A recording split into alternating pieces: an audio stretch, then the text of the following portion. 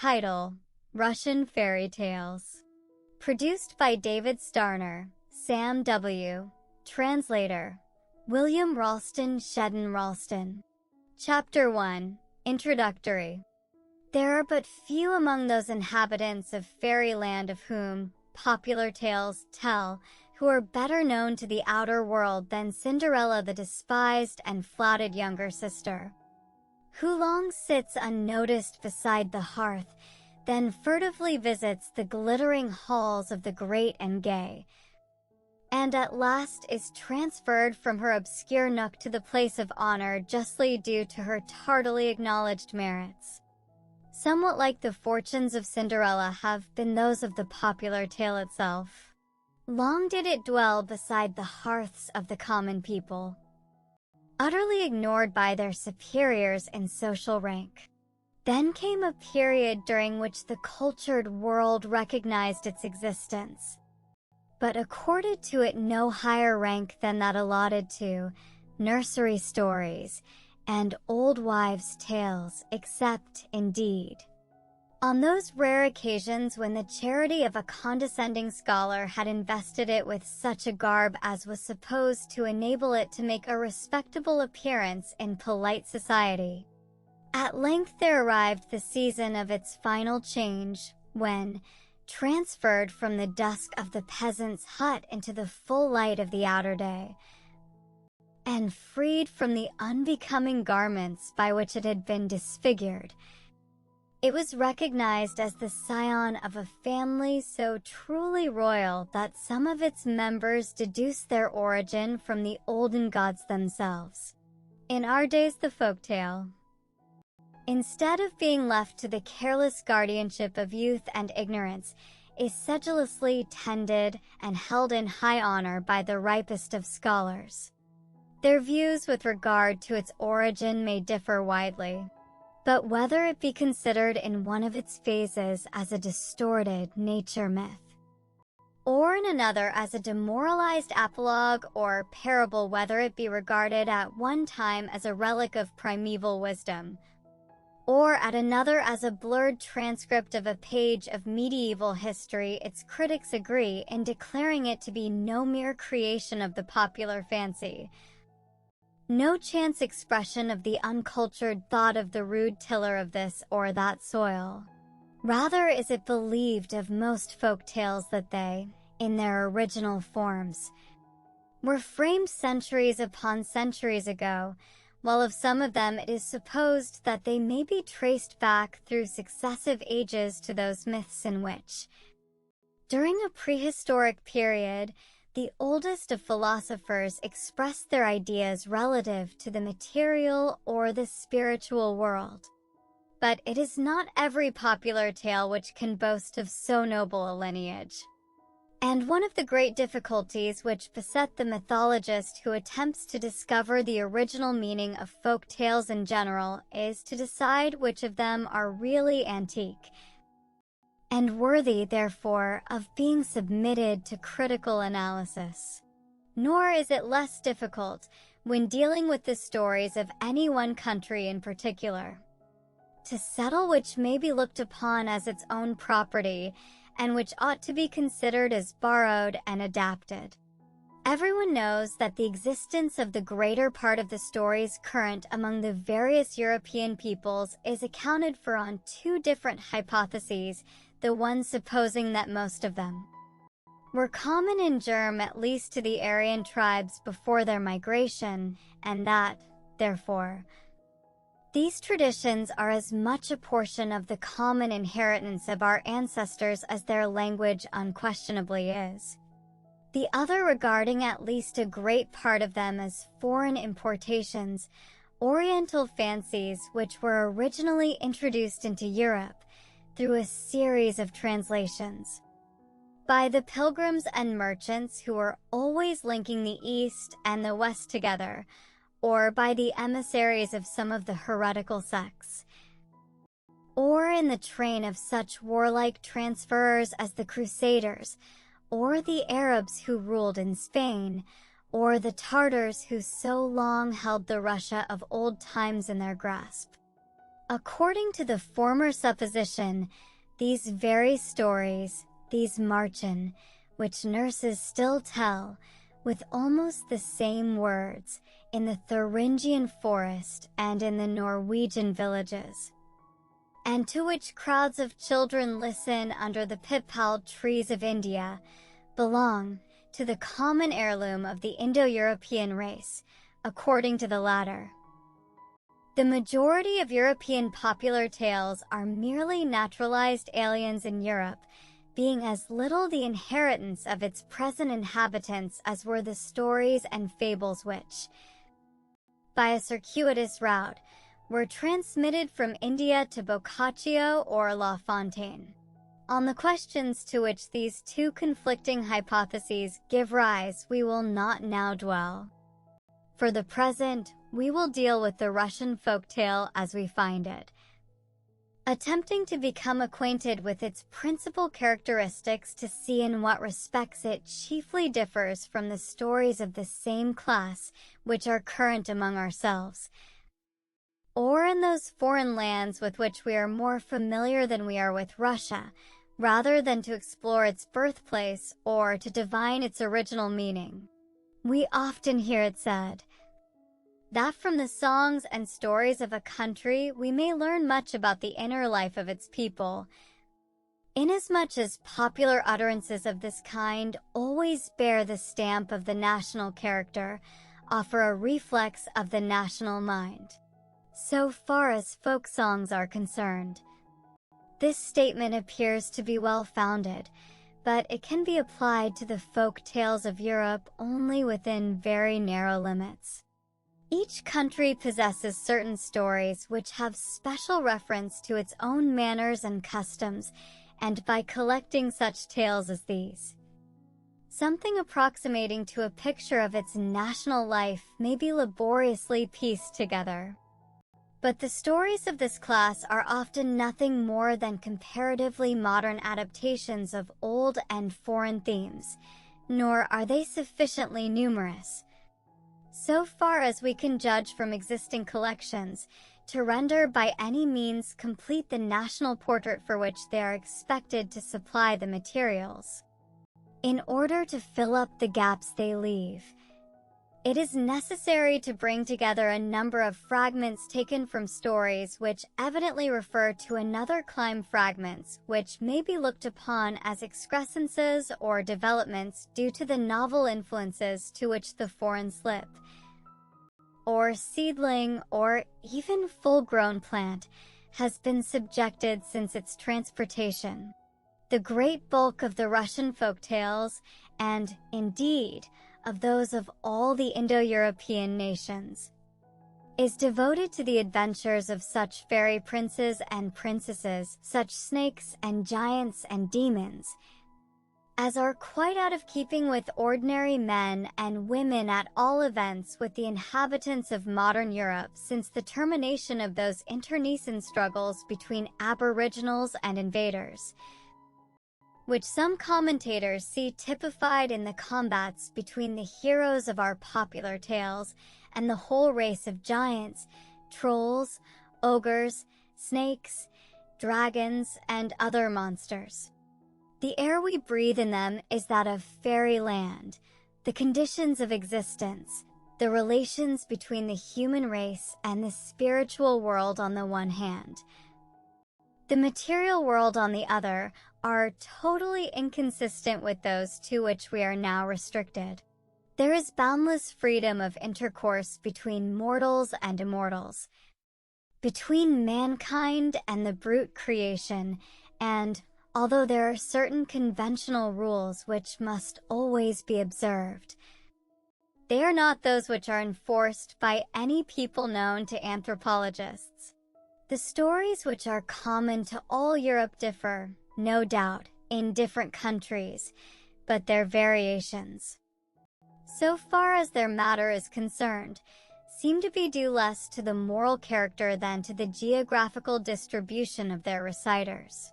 The manner in which these tales are told, however, may often be taken as a test of the intellectual capacity of their tellers.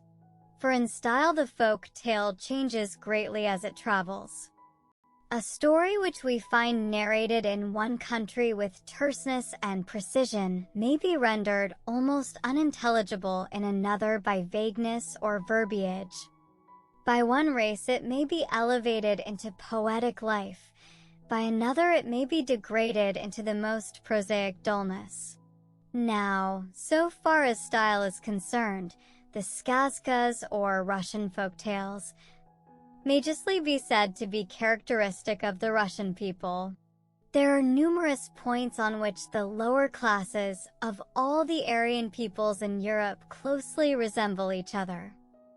But the Russian peasant has in common with all his Slavonic brethren a genuine talent for narrative which distinguishes him from some of his more distant cousins. And the stories which are current among the Russian peasantry are for the most part exceedingly well narrated. Their language is simple and pleasantly quaint. Their humor is natural and unobtrusive, and their descriptions, whether of persons or of events, are often excellent. A taste for acting is widely spread in Russia. And the Russian folktales are full of dramatic positions which offer a wide scope for a display of their reciters' mimetic talents. Every here and there, indeed, a tag of genuine comedy has evidently been attached by the storyteller to a narrative which in its original form was probably devoid of the comic element. And thus from the Russian tales may be derived some idea of the mental characteristics of the Russian peasantry, one which is very incomplete, but, within its narrow limits, sufficiently accurate. And a similar statement may be made with respect to the pictures of Russian peasant life contained in these tales. So far as they go, they are true to nature. And the notion which they convey to a stranger of the manners and customs of Russian villagers is not likely to prove erroneous, but they do not go very far. On some of the questions which are likely to be of the greatest interest to a foreigner they never touch, there is very little information to be gleaned from them. For instance, with regard to the religious views of the people, none with respect to the relations which, during the times of serfdom, existed between the lord and the thrall. But from the casual references to actual scenes and ordinary occupations which every here and there occur in the descriptions of fairyland and the narratives of heroic adventure from the realistic vignettes, which are sometimes inserted between the idealized portraits of invincible princes and irresistible princesses, some idea may be obtained of the usual aspect of a Russian village, and of the ordinary behavior of its inhabitants. Turning from one to another of these accidental illustrations, we by degrees create a mental picture which is not without its peculiar charm. We see the wide sweep of the level cornland, the gloom of the interminable forest, the gleam of the slowly winding river. We pass along the single street of the village and glance at its wooden barn-like huts, so different from the ideal English cottage with its windows set deep in ivy and its porch smiling with roses. We see the land around a slough of despond in the spring, an unbroken sea of green in the early summer, a blaze of gold at harvest time, in the winter one vast sheet of all but untrodden snow. On Sundays and holidays we accompany the villagers to their white-walled, green-domed church, and afterwards listen to the songs which the girls sing in the summer choral dances, or take part in the merriment of the social gatherings which enliven the long nights of winter. Sometimes the quaint lyric drama of a peasant wedding is performed before our eyes. Sometimes we follow a funeral party to one of those dismal and desolate nooks in which the Russian villagers deposit their dead. On working days we see the peasants driving afield in the early morn with their long lines of carts, to till the soil, or ply the scythe or sickle or axe, till the day is done and their rude carts come creaking back. We hear the songs and laughter of the girls beside the stream or pool which ripples pleasantly against its banks in the summertime, but in the winter shows no sign of life, except at the spot, much frequented by the wives and daughters of the village, where an ice hole has been cut in its massive pall.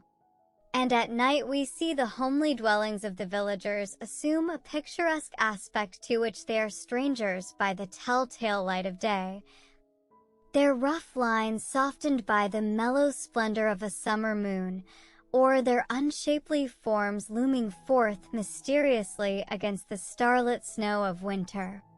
Above all, we become familiar with those cottage interiors to which the stories contain so many references. Sometimes we see the better class of homestead, surrounded by its fence through which we pass between the often mentioned gates. After a glance at the barns and cattle sheds, and at the garden which supplies the family with fruits and vegetables on flowers, alas, but little store is set in the northern provinces, we cross the threshold, a spot hallowed by many traditions, and pass through what in more pretentious houses may be called the vestibule, into the living room. We become well acquainted with its arrangements, with the cellar beneath its wooden floor, with the corner of honor in which are placed the holy pictures, and with the stove which occupies so large a share of space, within which daily beats, as it were, the heart of the house, above which is nightly taken the repose of the family. Sometimes we visit the hut of the poverty-stricken peasant, more like a shed for cattle than a human habitation, with a mud floor and a tattered roof, through which the smoke makes its devious way. In these poor dwellings we witness much suffering, but we learn to respect the patience and resignation with which it is generally borne. And in the greater part of the humble homes we visit, we become aware of the existence of many domestic virtues. We see numerous tokens of family affection, of filial reverence, of parental love. And when, as we pass along the village street at night, we see gleaming through the utter darkness the faint rays which tell that even in many a poverty-stricken home a lamp is burning before the holy pictures, we feel that these poor tillers of the soil, ignorant and uncouth though they too often are, may be raised at times by lofty thoughts and noble aspirations far above the low level of the dull and hard lives which they are forced to lead. From among the stories which contain the most graphic descriptions of Russian village life, or which may be regarded as specially illustrative of Russian sentiment and humor, those which the present chapter contains have been selected. Any information they may convey will necessarily be of a most fragmentary nature, but for all that it may be capable of producing a correct impression. A painter's rough notes and jottings are often more true to nature than the most finished picture into which they may be developed. The word skazka, or folktale, does not very often occur in the Russian popular tales themselves. Still, there are occasions on which it appears. The allusions to it are for the most part indirect, as when a princess is said to be more beautiful than anybody ever was, except in a skazka, but sometimes it obtains direct notice. In a story, for instance, of a boy who had been carried off by a Baba Yaga, a species of witch, we are told that when his sister came to his rescue she found him sitting in an armchair, while the cat Jeremiah told him skazkas and sang him songs. In another story, a durak, a ninny, or gauk, is sent to take care of the children of a village during the absence of their parents.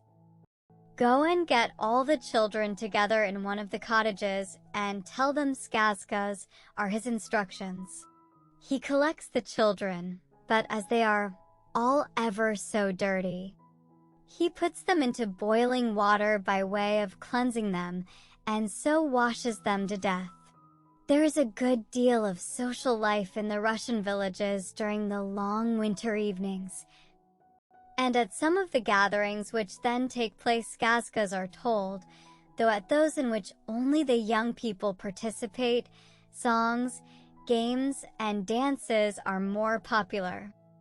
The following skazka has been selected on account of the descriptions of a vetranitsa, or village soiree, and of a rustic courtship, which its opening scene contains.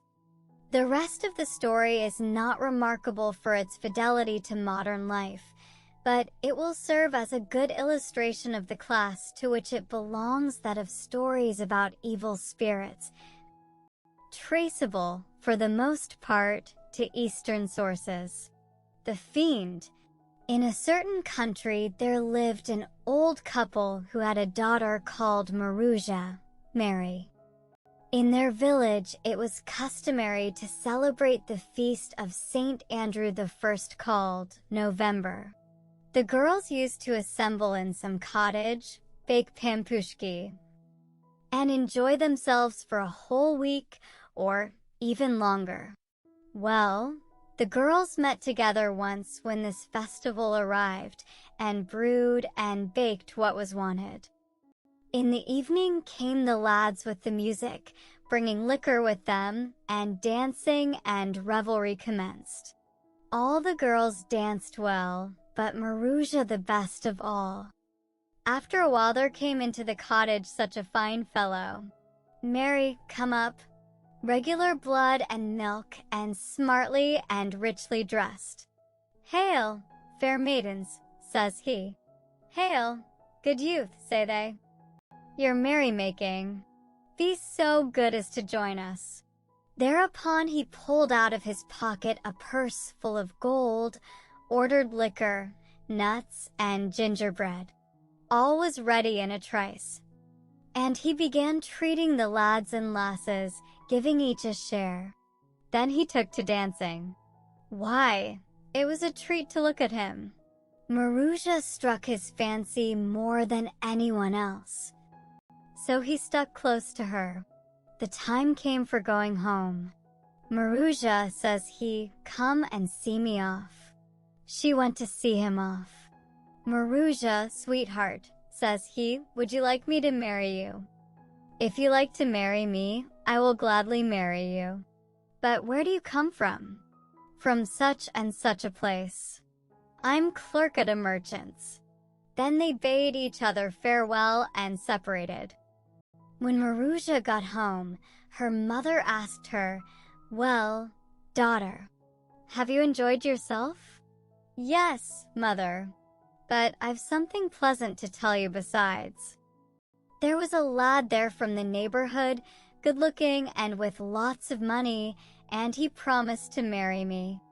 Harkee, Maruzha, when you go to where the girls are tomorrow, take a ball of thread with you, make a noose in it, and when you are going to see him off, throw it over one of his buttons and quietly unroll the ball. Then, by means of the thread, you will be able to find out where he lives. Next day Maruzha went to the gathering and took a ball of thread with her. The youth came again. Good evening, Maruzha, said he. Good evening, said she. Games began and dances. Even more than before did he stick to Maruzha. Not a step would he budge from her. The time came for going home. Come and see me off, Maruzha, says the stranger. She went out into the street, and while she was taking leave of him, she quietly dropped the noose over one of his buttons. He went his way, but she remained where she was, unrolling the ball. When she had unrolled the whole of it, she ran after the thread to find out where her betrothed lived. At first the thread followed the road, then it stretched across hedges and ditches, and led Marusha towards the church and right up to the porch. Marusha tried the door. It was locked. She went round the church, found a ladder, set it against a window, and climbed up it to see what was going on inside. Having got into the church, she looked and saw her betrothed standing beside a grave and devouring a dead body, for a corpse had been left for that night in the church. She wanted to get down the ladder quietly, but her fright prevented her from taking proper heed, and she made a little noise. Then she ran home almost beside herself, fancying all the time she was being pursued. She was all but dead before she got in. Next morning her mother asked her, "Well, Marusha, did you see the youth?" "I saw him, mother," she replied. But what else she had seen she did not tell. In the morning Marusha was sitting, considering whether she would go to the gathering or not. "Go," said her mother. "Amuse yourself while you're young." So she went to the gathering. The fiend was there already. Games, fun, dancing began anew. The girls knew nothing of what had happened. When they began to separate and go homewards, "Come, Marusha," says the evil one, "see me off." She was afraid and didn't stir. Then all the other girls opened out upon her. "What are you thinking about? Have you grown so bashful, forsooth?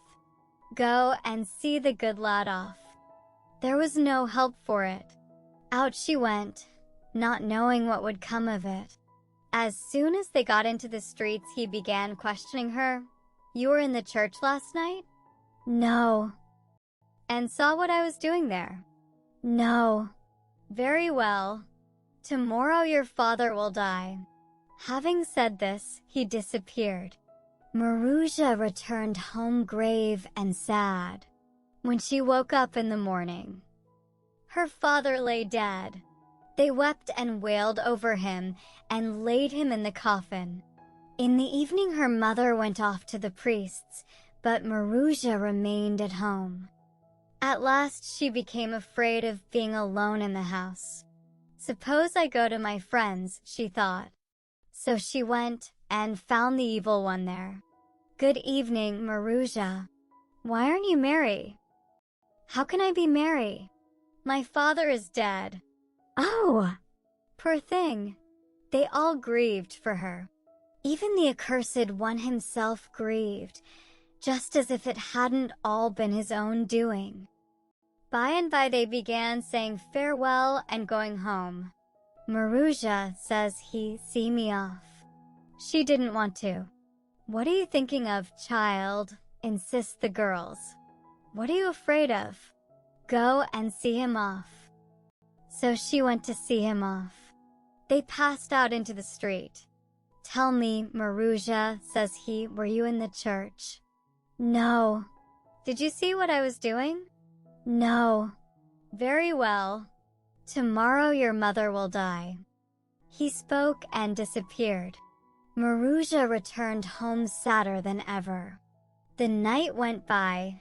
Next morning, when she awoke, her mother lay dead. She cried all day long, but when the sun set and it grew dark around, Marusha became afraid of being left alone, so she went to her companions. "Why, whatever's the matter with you? You're clean out of countenance," say the girls. "How am I likely to be cheerful? Yesterday my father died, and today my mother." "Poor thing! Poor unhappy girl," they all exclaimed sympathizingly. "Well, the time came to say goodbye. See me off." "Marusha," says the fiend. So she went out to see him off. "Tell me, were you in the church?" "No." "And saw what I was doing?" "No." "Very well. Tomorrow evening you will die yourself." Maruzha spent the night with her friends. In the morning she got up and considered what she should do. She bethought herself that she had a grandmother, an old, very old woman, who had become blind from length of years. "Suppose I go and ask her advice," she said, and then went off to her grandmother's. "Good day, Granny," says she. "Good day, granddaughter. What news is there with you? How are your father and mother?" "They are dead, Granny," replied the girl, and then told her all that had happened. The old woman listened and said, "Oh dear me, my poor unhappy child. Go quickly to the priest and ask him this favor, that if you die, your body shall not be taken out of the house through the doorway, but that the ground shall be dug away from under the threshold, and that you shall be dragged out through that opening. And also beg that you may be buried at a crossway, at a spot where 4 roads meet." Maruzha went to the priest, wept bitterly, and made him promise to do everything according to her grandmother's instructions. Then she returned home, bought a coffin, lay down in it, and straightway expired. Well, they told the priest, and he buried first her father and mother, and then Maruzha herself. Her body was passed underneath the threshold and buried at a crossway. Soon afterwards, a seigneur's son happened to drive past Maruzha's grave. On that grave he saw growing a wondrous flower, such a one as he had never seen before. Said the young seigneur to his servant, "Go and pluck up that flower by the roots. We'll take it home and put it in a flower pot. Perhaps it will blossom there." Well, they dug up the flower, took it home, put it in a glazed flower pot, and set it in a window. The flower began to grow larger and more beautiful. One night the servant hadn't gone to sleep somehow, and he happened to be looking at the window when he saw a wondrous thing take place. All of a sudden the flower began to tremble, then it fell from its stem to the ground and turned into a lovely maiden. The flower was beautiful, but the maiden was more beautiful still.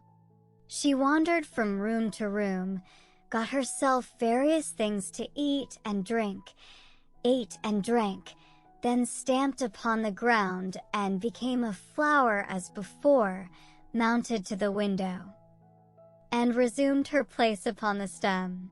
Next day the servant told the young seigneur of the wonders which he had seen during the night. "Ah, brother," said the youth, "why didn't you wake me? Tonight we'll both keep watch together." The night came, they slept not, but watched. Exactly at 12 o'clock the blossom began to shake, flew from place to place, and then fell to the ground, and the beautiful maiden appeared, got herself things to eat and drink, and sat down to supper. The young seigneur rushed forward and seized her by her white hands. Impossible was it for him sufficiently to look at her, to gaze on her beauty. Next morning he said to his father and mother, "Please allow me to get married. I've found myself a bride." His parents gave their consent. "As for Maruzha," she said, "only on this condition will I marry you, that for 4 years I need not go to church." "Very good," said he. Well, they were married, and they lived together 1 year, 2 years, and had a son. But one day they had visitors at their house, who enjoyed themselves and drank and began bragging about their wives. This one's wife was handsome, that one's was handsomer still. "You may say what you like," says the host, "but a handsomer wife than mine does not exist in the whole world." "Handsome, yes," replied the guests, "but a heathen." "How so?" "Why, she never goes to church." Her husband found these observations distasteful. He waited till Sunday, and then told his wife to get dressed for church. "I don't care what you may say," says he. "Go and get ready directly." Well, they got ready and went to church. The husband went and didn't see anything particular. But when she looked round, there was the fiend sitting at a window. "Huh, here you are at last." He cried. "Remember old times. Were you in the church that night?" "No." "And did you see what I was doing there?" "No." "Very well. Tomorrow both your husband and your son will die." Marusha rushed straight out of the church and away to her grandmother. The old woman gave her 2 phials, the one full of holy water, the other of the water of life, and told her what she was to do. Next day, both Marusha's husband and her son died. Then the fiend came flying to her and asked, "Tell me, were you in the church?" "I was." "And did you see what I was doing?" "You were eating a corpse." She spoke and splashed the holy water over him. In a moment he turned into mere dust and ashes, which blew to the winds. Afterwards she sprinkled her husband and her boy with the water of life. Straightway they revived. And from that time forward they knew neither sorrow nor separation. But they all lived together long and happily. Another lively sketch of a peasant's love-making is given in the introduction to the story of Ivan the widow's son and Grisha. The tale is one of magic and enchantment, of living clouds and 7-headed snakes, but the opening is a little piece of still life very quaintly portrayed. A certain villager, named Trofim, having been unable to find a wife, his Aunt Melania comes to his aid, promising to procure him an interview with a widow who has been left well provided for, and whose personal appearance is attractive real blood and milk. When she's got on her holiday clothes, she's as fine as a peacock. Trofim grovels with gratitude at his aunt's feet. "My own dear auntie, Melania Prokhorovna, get me married for heaven's sake. I'll buy you an embroidered kerchief in return, the very best in the whole market." The widow comes to pay Melania a visit and is induced to believe, on the evidence of beans, frequently used for the purpose of divination, that her destined husband is close at hand. At this propitious moment Trofim appears. Melania makes a little speech to the young couple, ending her recommendation to get married with the words, "I can see well enough by the bridegroom's eyes that the bride is to his taste, only I don't know what the bride thinks about taking him." "I don't mind," says the widow. "Well, then, glory be to God. Now, stand up, we'll say a prayer before the holy pictures, then give each other a kiss and go in heaven's name and get married at once." And so the question is settled. From a courtship and a marriage in peasant life, we may turn to a death and a burial. There are frequent allusions in the skazkas to these gloomy subjects, with reference to which we will quote 2 stories, the one pathetic, the other, unintentionally, grotesque. Neither of them bears any title in the original, but we may style the first the dead mother. In a certain village there lived a husband and wife lived happily, lovingly, peaceably. All their neighbors envied them. The sight of them gave pleasure to honest folks. Well, the mistress bore a son, but directly after it was born she died. The poor mujik moaned and wept. Above all, he was in despair about the babe. How was he to nourish it now? How to bring it up without its mother? He did what was best and hired an old woman to look after it. Only here was a wonder. All day long the babe would take no food and did nothing but cry. There was no soothing it anyhow. But during a great part of. The night one could fancy it wasn't there at all, so silently and peacefully did it sleep. What's the meaning of this? Thinks the old woman. Suppose I keep awake tonight. Maybe I shall find out. Well, just at midnight she heard someone quietly open the door and go up to the cradle. The babe became still, just as if it was being suckled. The next night the same thing took place, and the third night too. Then she told the mujik about it. He called his kinsfolk together and held counsel with them. They determined on this: to keep awake on a certain night and to spy out who it was that came to suckle the babe. So at eventide they all lay down on the floor, and beside them they set a lighted taper hidden in an earthen pot. At midnight the cottage door opened. Someone stepped up to the cradle. The babe became still. At that moment one of the kinsfolk suddenly brought out the light. They looked and saw the dead mother in the very same clothes in which she had been buried, on her knees beside the cradle, over which she bent as she suckled the babe at her dead breast. The moment the light shone in the cottage, she stood up, gazed sadly on her little one, and then went out of the room without a sound, not saying a word to anyone. All those who saw her stood for a time terror-struck, and then they found the babe was dead. The second story will serve as an illustration of one of the Russian customs with respect to the dead, and also of the ideas about witchcraft, still prevalent in Russia. We may create for it the title of the dead witch.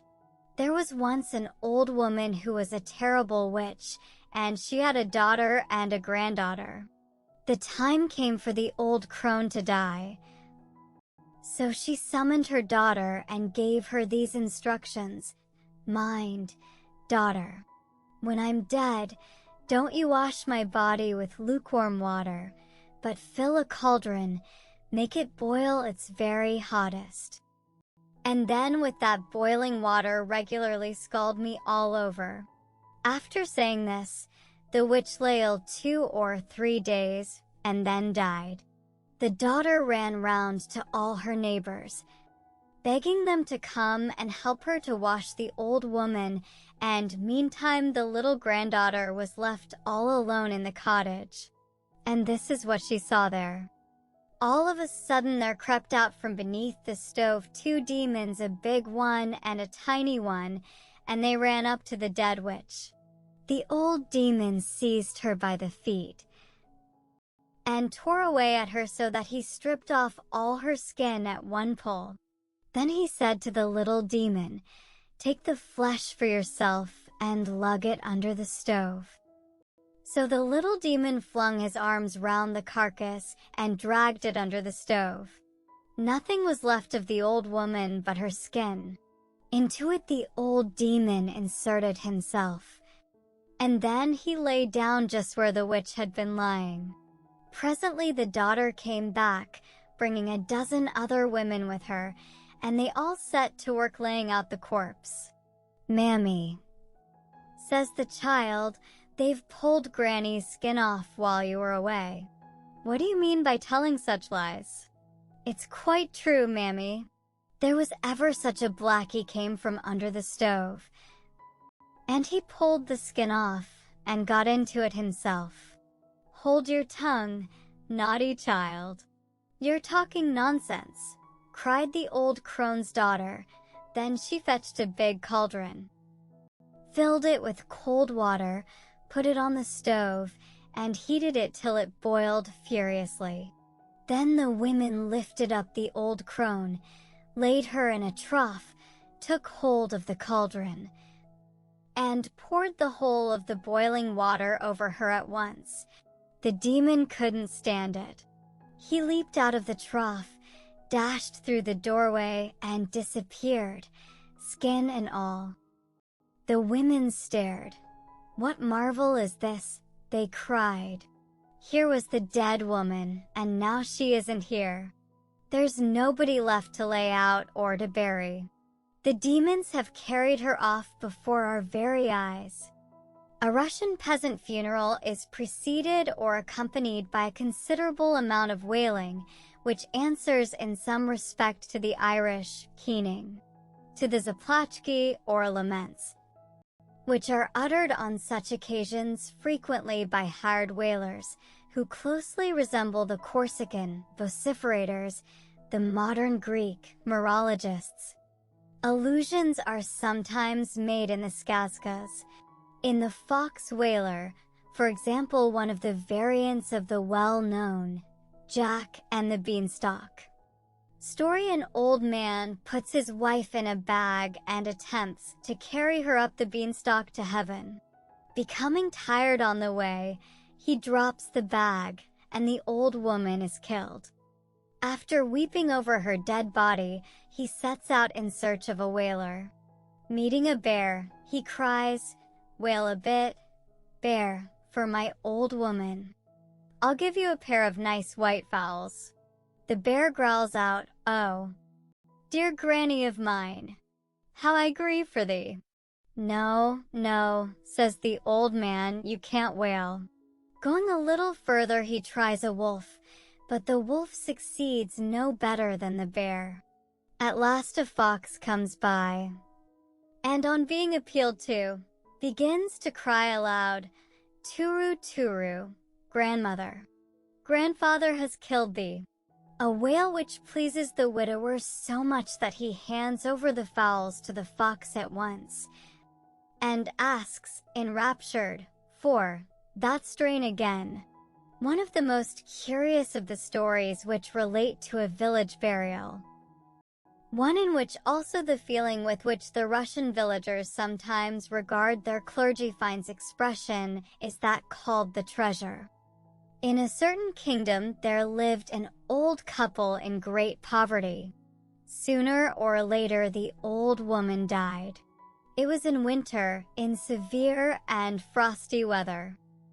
The old man went round to his friends and neighbors, begging them to help him to dig a grave for the old woman, but his friends and neighbors, knowing his great poverty, all flatly refused. The old man went to the Pope, but in that village they had an awfully grasping Pope, one without any conscience, and says he, "Lend a hand, Reverend Father, to get my old woman buried. But have you got any money to pay for the funeral? If so, friend, pay up beforehand. It's no use hiding anything from you. Not a single kopeck have I at home. But if you'll wait a little, I'll earn some, and then I'll pay you with interest on my word I'll pay you." The Pope wouldn't so much as listen to the old man. "If you haven't any money, don't you dare to come here," says he. "What's to be done?" thinks the old man. "I'll go to the graveyard, dig a grave as I best can, and bury the old woman myself." So he took an axe and a shovel and went to the graveyard. When he got there, he began to prepare a grave. He chopped away the frozen ground on the top with the axe, and then he took to the shovel. He dug, and at last he dug out a metal pot. Looking into it, he saw that it was stuffed full of ducats that shone like fire. The old man was immensely delighted and cried. Looking into it, he saw that it was stuffed full of ducats that shone like fire. The old man was immensely delighted and cried, "Glory be to thee, O Lord! I shall have wherewithal both to bury my old woman and to perform the rites of remembrance." He did not go on digging the grave any longer, but took the pot of gold and carried it home. Well, we all know what money will do everything when as smooth as oil. In a trice there were found good folks to dig the grave and fashion the coffin. The old man sent his daughter-in-law to purchase meat and drink and different kind of relishes, everything there ought to be at memorial feasts, and he himself took a ducat in his hand and hobbled back again to the Pope's. The moment he reached the door, out flew the Pope at him. "You were distinctly told, you old lout, that you were not to come here without money, and now you've slunk back again. Don't be angry."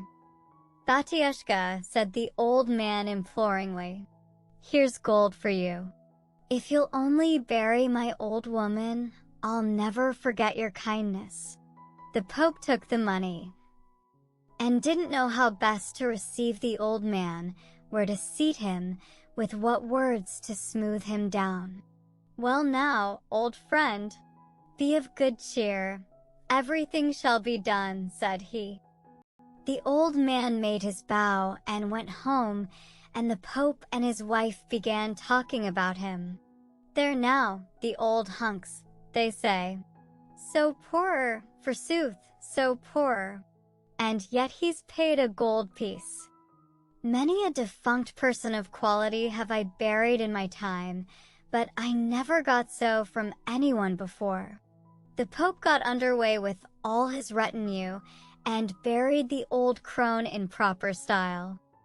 After the funeral, the old man invited him to his house to take part in the feast in memory of the dead. Well, they entered the cottage and sat down to table, and there appeared from somewhere or other meat and drink and all sorts of snacks, everything in profusion.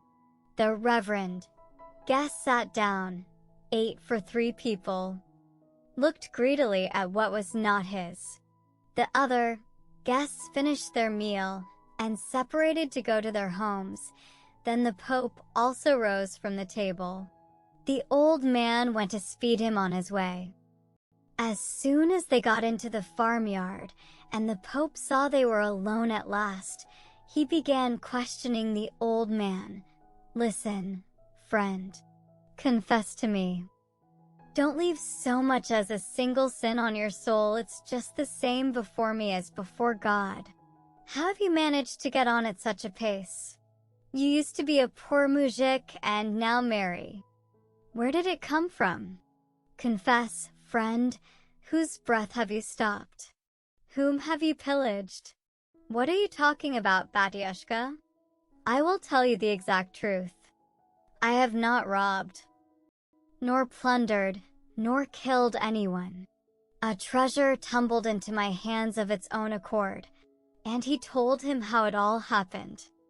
When the Pope heard these words, he actually shook all over with greediness. Going home, he did nothing by night and by day but think that such a wretched lad of a mujik should have come in for such a lump of money. Is there any way of tricking him now and getting this pot of money out of him? He told his wife about it, and he and she discussed the matter together and held counsel over it. "Listen, mother," says he, "we've a goat, haven't we?" "Yes." "All right, then. We'll wait until it's night, and then we'll do the job properly." Late in the evening, the Pope dragged the goat indoors, killed it, and took off its skin, horns, beard, and all complete. Then he pulled the goat's skin over himself and said to his wife, "Bring a needle and thread, mother, and fasten up the skin all round, so that it mayn't slip off." So she took a strong needle and some tough thread and sewed him up in the goatskin. Well, at the dead of night, the Pope went straight to the old man's cottage, got under the window, and began knocking and scratching. The old man, hearing the noise, jumped up and asked, "Who's there?" "The devil." "Ours is a holy spot," shrieked the mujik, and began crossing himself and uttering prayers. "Listen, old man," says the Pope, "from me thou wilt not escape, although thou mayst pray, although thou mayst cross thyself. Much better give me back my pot of money, otherwise I will make thee pay for it. See now, I pitied thee in thy misfortune, and I showed thee the treasure, thinking thou wouldst take a little of it to pay for the funeral, but thou hast pillaged it utterly. The old man looked out of window. The goat's horns and beard caught his eye. It was the devil himself, no doubt of it. Let's get rid of him, money and all, thinks the old man. I've lived before now without money, and now I'll go on living without it. So he took the pot of gold, carried it outside, flung it on the ground, and bolted indoors again as quickly as possible. The Pope seized the pot of money and hastened home. When he got back, "Come," says he, "the money is in our hands now. Here, mother. Put it well out of sight, and take a sharp knife, cut the thread, and pull the goatskin off me before anyone sees it." She took a knife, and was beginning to cut the thread at the seam, when forth flowed blood, and the Pope began to howl, "Oh, it hurts, mother, it hurts. Don't cut, mother, don't cut." She began ripping the skin open in another place, but with just the same result. The goatskin had united with his body all round. And all that they tried, and all that they did, even to taking the money back to the old man, was of no avail. The goatskin remained clinging tight to the Pope all the same. God evidently did it to punish him for his great greediness. A somewhat less heathenish story with regard to money is the following, which may be taken as a specimen of the skazkas which bear the impress of the genuine reverence which the peasants feel for their religion, whatever may be the feelings they entertain towards its ministers.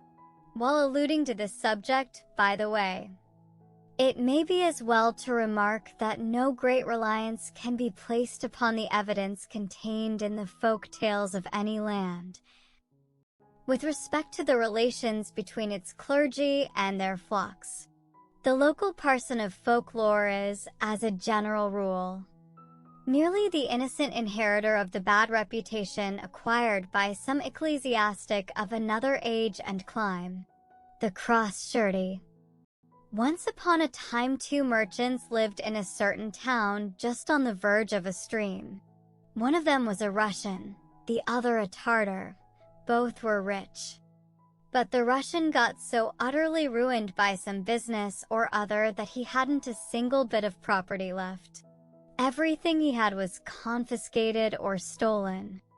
The Russian merchant had nothing to turn to. He was left as poor as a rat. So he went to his friend the Tartar and besought him to lend him some money. "Get me a surety," says the Tartar. "But whom can I get for you, seeing that I haven't a soul belonging to me?" "Stay, though. There's a surety for you, the life-giving cross on the church." "Very good, my friend," says the Tartar. "I'll trust your cross. Your faith or ours, it's all one to me." And he gave the Russian merchant 50,000 rubles. The Russian took the money, bade the Tartar farewell, and went back to trade in divers places. By the end of 2 years, he had gained 150,000 rubles by the 50,000 he had borrowed. Now he happened to be sailing one day along the Danube, going with wares from one place to another, when all of a sudden a storm arose, and was on the point of sinking the ship he was in.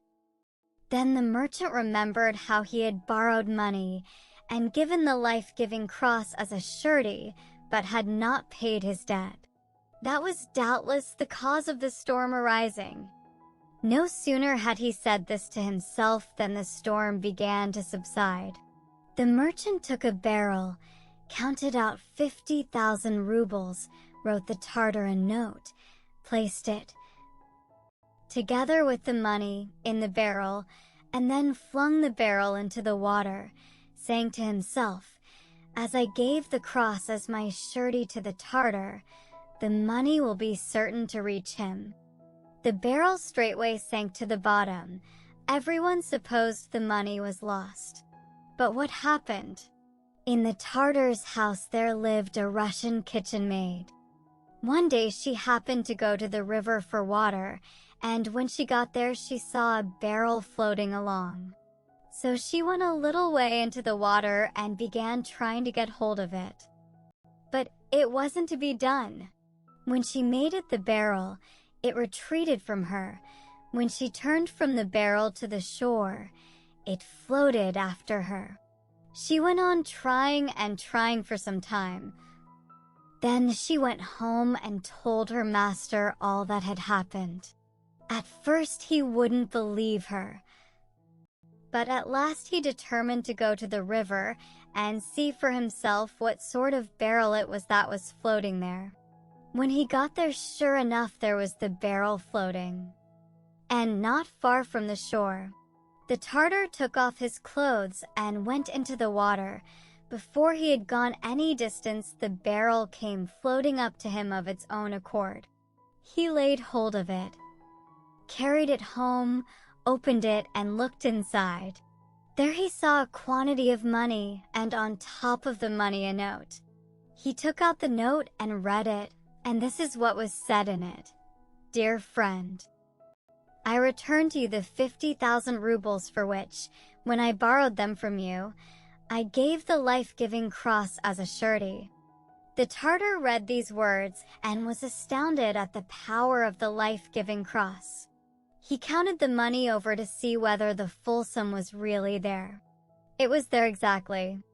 Meanwhile, the Russian merchant, after trading some 5 years, made a tolerable fortune. Well, he returned to his old home, and, thinking that his barrel had been lost, he considered it his first duty to settle with the Tartar. So he went to his house and offered him the money he had borrowed. Then the Tartar told him all that had happened and how he had found the barrel in the river, with the money and the note inside it. Then he showed him the note, saying, "Is that really your hand?" "It certainly is," replied the other. Everyone was astounded at this wondrous manifestation, and the Tartar said, "Then I've no more money to receive from you. Brother, take that back again." The Russian merchant had a service performed as a thank offering to God, and next day the Tartar was baptized with all his household. The Russian merchant was his godfather, and the kitchen maid his godmother. After that they both lived long and happily, survived to a great age, and then died peacefully. There is one marked feature in the Russian peasant's character to which the Skazkas frequently refer: his passion for drink. To him, strong liquor is a friend, a comforter, a solace amid the ills of life. Intoxication is not so much an evil to be dreaded or remembered with shame, as a joy to be fondly anticipated, or classed with the happy memories of the past. By him, drunkenness is regarded, like sleep, as the friend of woe and a friend whose services can be even more readily commanded. On certain occasions, he almost believes that to get drunk is a duty he owes either to the church or to the memory of the dead, at times without the slightest apparent cause. He is seized by a sudden and irresistible craving for ardent spirits, and he commences a drinking bout which lasts with intervals of coma for days or even weeks, after which he resumes his everyday life and his usual sobriety as calmly as if no interruption had taken place. All these ideas and habits of his find expression in his popular tales, giving rise to incidents which are often singularly out of keeping with the rest of the narrative in which they occur. In one of the many variants, for instance, of a widespread and well-known story, that of the 3 princesses who are rescued from captivity by a hero from whom they are afterwards carried away, and who refuse to get married until certain clothes or shoes or other things impossible for ordinary workmen to make are supplied to them, an unfortunate shoemaker is told that if he does not next day produce the necessary shoes of perfect fit, although no measure has been taken, and all set thick with precious stones, he shall be hanged. Away he goes at once to a traktor or tavern, and sets to work to drown his grief in drink. After a while he begins to totter. Now then, he says, I'll take home a bicker of spirits with me and go to bed. And tomorrow morning, as soon as they come to fetch me to be hanged, I'll toss off half the bickerful. They may hang me then without my knowing anything about it. In the story of the purchased wife, the Princess Anastasia, the beautiful, enables the youth Ivan, who ransoms her, to win a large sum of money in the following manner. Having worked a piece of embroidery, she tells him to take it to market. But if anyone purchases it, says she, don't take any money from him, but ask him to give you liquor enough to make you drunk. Ivan obeys, and this is the result. He drank till he was intoxicated, and when he left the kabak, or pot house, he tumbled into a muddy pool. A crowd collected and folks looked at him and said scoffingly, "Oh, the fair youth. Now'd be the time for him to go to church to get married. Fair or foul," says he, "if I bid her, Anastasia the beautiful will kiss the crown of my head." "Don't go bragging like that," says a rich merchant. "Why, she wouldn't even so much as look at you," and offers to stake all that he is worth on the truth of his assertion. Ivan accepts the wager. The princess appears, takes him by the hand, kisses him on the crown of his head, wipes the dirt off him, and leads him home, still inebriated, but no longer impecunious. Sometimes even greater people than the peasants get drunk. The story of Semiletka, a variant of the well-known tale of how a woman's wit enables her to guess all riddles, to detect all deceits, and to conquer all difficulties, relates how the heroine was chosen by a voivode as his wife, with the stipulation that if she meddled in the affairs of his voivodeship, she was to be sent back to her father, but allowed to take with her whatever thing belonging to her she prized most. The marriage takes place, but one day the well-known case comes before him for decision. Of the foal of the borrowed mare, does it belong to the owner of the mare, or to the borrower in whose possession it was at the time of foaling? The voivode adjudges it to the borrower. And this is how the story ends. Semiletka heard of this and could not restrain herself, but said that he had decided unfairly. The voivode waxed wroth and demanded a divorce. After dinner, Semiletka was obliged to go back to her father's house. But during the dinner she made the voivode drink till he was intoxicated. He drank his fill and went to sleep. While he was sleeping she had him placed in a carriage, and then she drove away with him to her father's. When they had arrived there, the voivode awoke and said, "Who brought me here?" "I brought you," said Semiletka. "There was an agreement between us that I might take away with me whatever I prized most. And so I have taken you." The voivode marveled at her wisdom and made peace with her. He and she then returned home and went on living prosperously. But although drunkenness is very tenderly treated in the skazkas as well as in the folk songs, it forms the subject of many a moral lesson, couched in terms of the utmost severity, in the stiki, or poems of a religious character, sung by the blind beggars and other wandering minstrels who sing in front of churches, and also in the legends, which are tales of a semi-religious, or rather demi-semi-religious, nature. No better specimen of the stories of this class referring to drunkenness can be offered than the history of the awful drunkard. Once there was an old man who was such an awful drunkard as passes all description. Well, one day he went to a kabak, intoxicated himself with liquor. and then went staggering home blind drunk.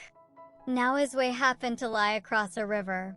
When he came to the river, he didn't stop long to consider, but kicked off his boots, hung them round his neck, and walked into the water. Scarcely had he got halfway across when he tripped over a stone, tumbled into the water, and there was an end of him. Now, he left a son called Petrusha. When Peter saw that his father had disappeared and left no trace behind, he took the matter greatly to heart for a time. He wept for a while. He had a service performed for the repose of his father's soul, and he began to act as head of the family. One Sunday he went to church to pray to God. As he passed along the road, a woman was pounding away in front of him. She walked and walked, stumbled over a stone, and began swearing at it, saying, "What devil shoved you under my feet?" Hearing these words, Petrusha said, "Good day, Aunt. Whither away?" "To church, my dear, to pray to God." "But isn't this sinful conduct of yours? You're going to church to pray to God, and yet you think about the evil one. Your foot stumbles and you throw the fault on the devil."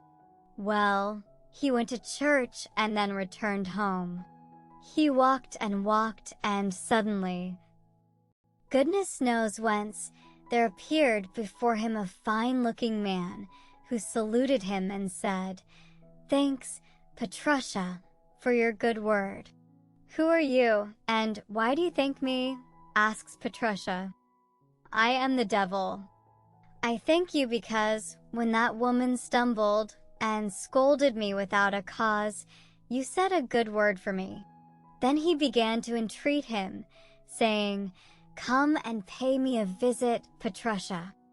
How I will reward you, to be sure! With silver and with gold, with everything will I endow you." "Very good," says Petrusha, "I'll come." Having told him all about the road he was to take, the devil straightway disappeared, and Petrusha returned home. Next day Petrusha set off on his visit to the devil. He walked and walked. For 3 whole days did he walk. And then he reached a great forest, dark and dense, impossible even to see the sky from within it. And in that forest there stood a rich palace. Well, he entered the palace, and a fair maiden caught sight of him. She had been stolen from a certain village by the evil spirit. And when she caught sight of him, she cried, "Whatever have you come here for, good youth? Here devils abide, they will tear you to pieces." Petrusha told her how and why he had made his appearance in that palace. "Well, now mind this," says the fair maiden. "The devil will begin giving you silver and gold. Don't take any of it, but ask him to give you the very wretched horse which the evil spirits use for fetching wood and water. That horse is your father. When he came out of the cabbage drunk and fell into the water, the devils immediately seized him and made him their hack. And now they use him for fetching wood and water." Presently there appeared the gallant who had invited Petrusha, and began to regale him with all kinds of meat and drink. And when the time came for Petrusha to be going homewards, "Come," said the devil, "I will provide you with money and with a capital horse, so that you will speedily get home." "I don't want anything," replied Petrusha. "Only, if you wish to make me a present, give me that sorry jade which you use for carrying wood and water." "What good will that be to you?" "If you ride it home quickly, I expect it will die." "No matter, let me have it. I won't take any other." So the devil gave him that sorry jade. Petrusha took it by the bridle and led it away. As soon as he reached the gates, there appeared the fair maiden and asked, "Have you got the horse?" "I have." "Well then, good youth, when you get nigh to your village, take off your cross." Trace a circle 3 times about this horse, and hang the cross round its neck. Petrusha took leave of her and went his way. When he came nigh to his village, he did everything exactly as the maiden had instructed him. He took off his copper cross, traced a circle 3 times about the horse, and hung the cross round its neck. And immediately the horse was no longer there, but in its place there stood before Petrusha his own father. The son looked upon the father, burst into tears, and led him to his cottage, and for 3 days the old man remained without speaking, unable to make use of his tongue.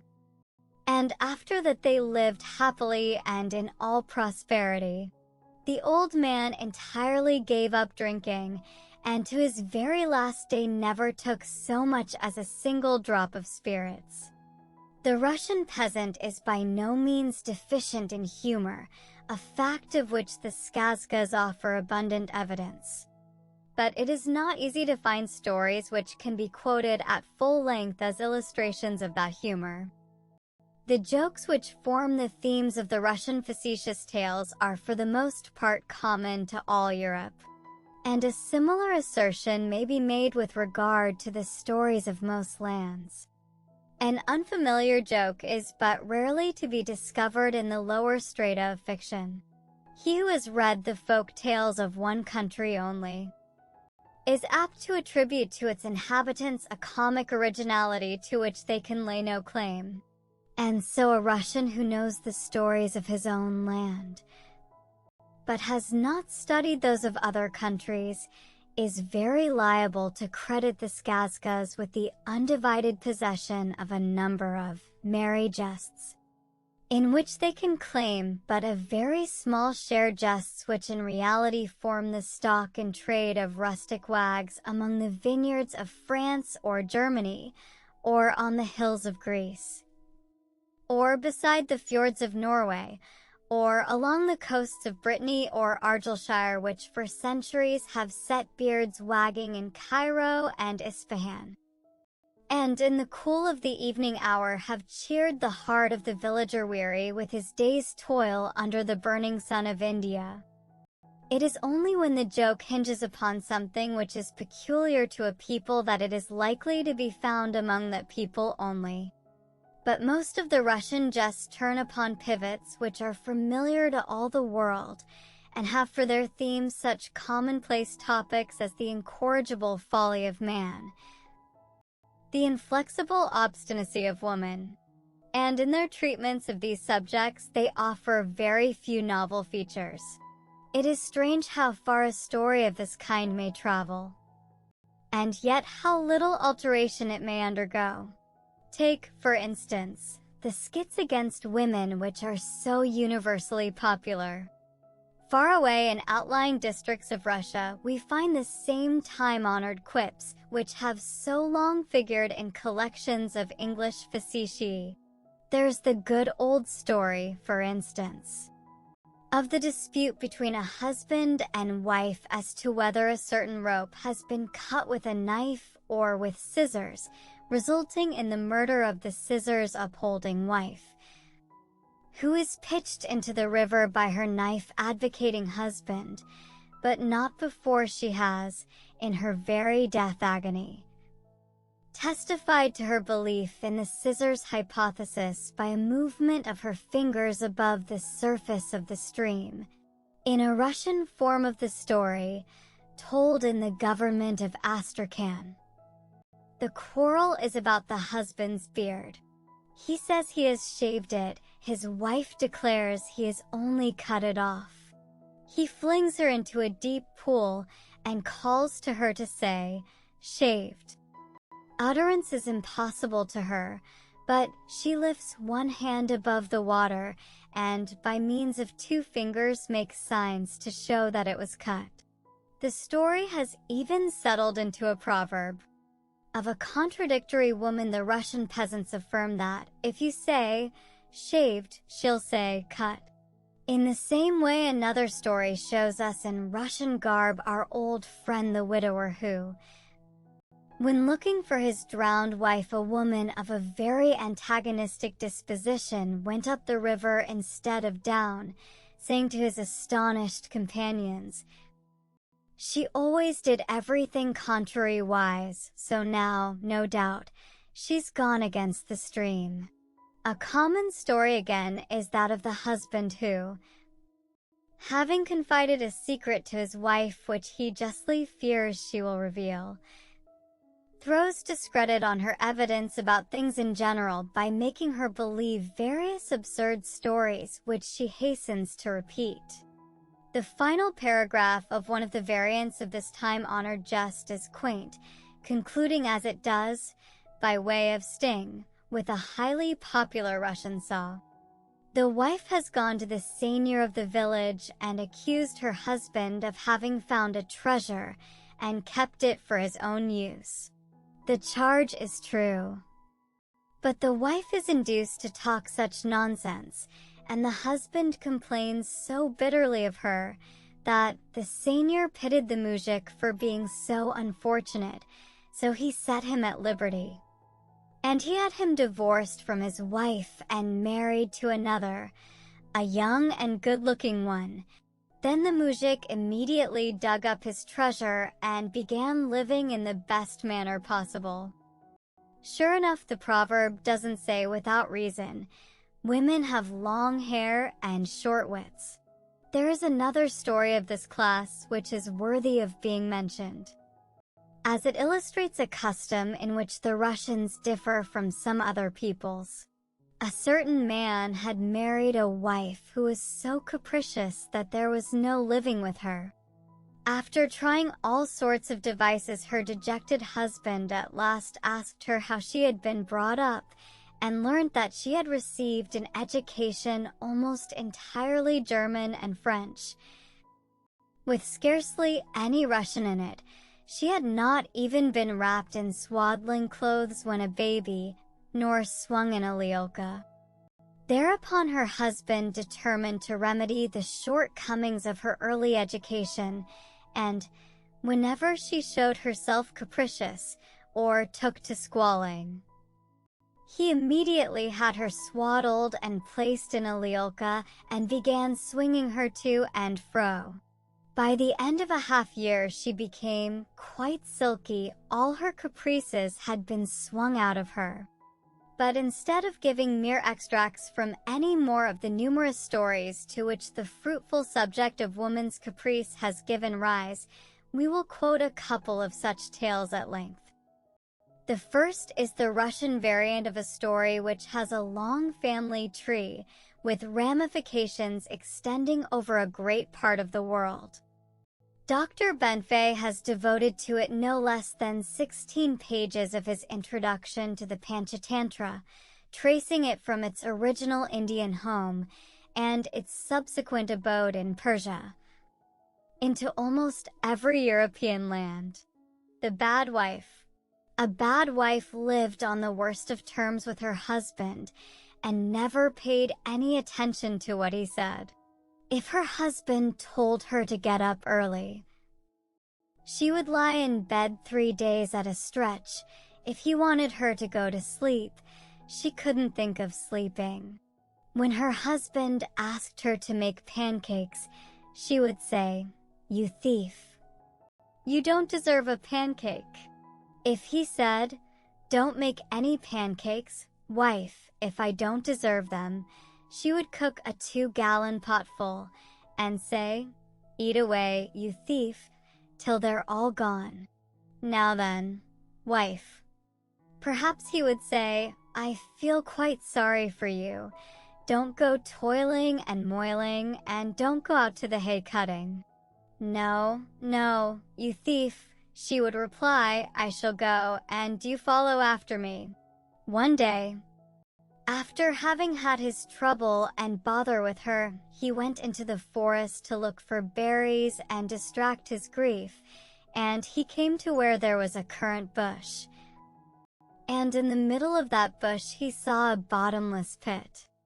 He looked at it for some time and considered, "Why should I live in torment with a bad wife? Can I put her into that pit?" Can I teach her a good lesson?"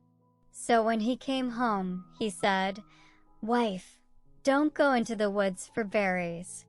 "Yes, you bugbear, I shall go." "I've found a currant bush. Don't pick it." "Yes, I will." "I shall go and pick it clean, but I won't give you a single currant." The husband went out, his wife with him. He came to the currant bush, and his wife jumped into it, crying out at the top her voice, "Don't you come into the bush, you thief, or I'll kill you." And so she got into the middle of the bush and went flop into the bottomless pit.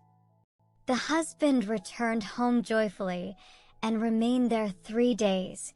On the 4th day, he went to see how things were going on. Taking a long cord, he let it down into the pit, and out from thence he pulled a little demon.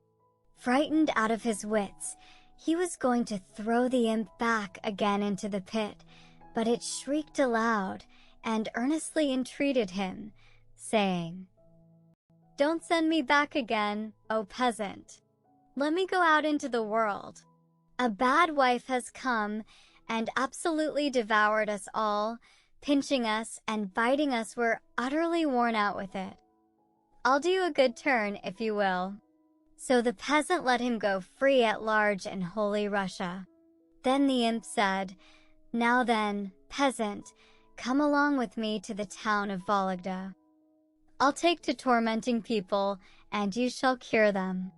Well, the imp went to where there were merchants' wives and merchants' daughters, and when they were possessed by him, they fell ill and went crazy.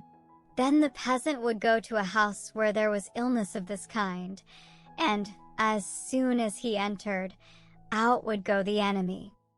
Then there would be blessing in the house, and everyone would suppose that the peasant was a doctor indeed, and would give him money and treat him to pies.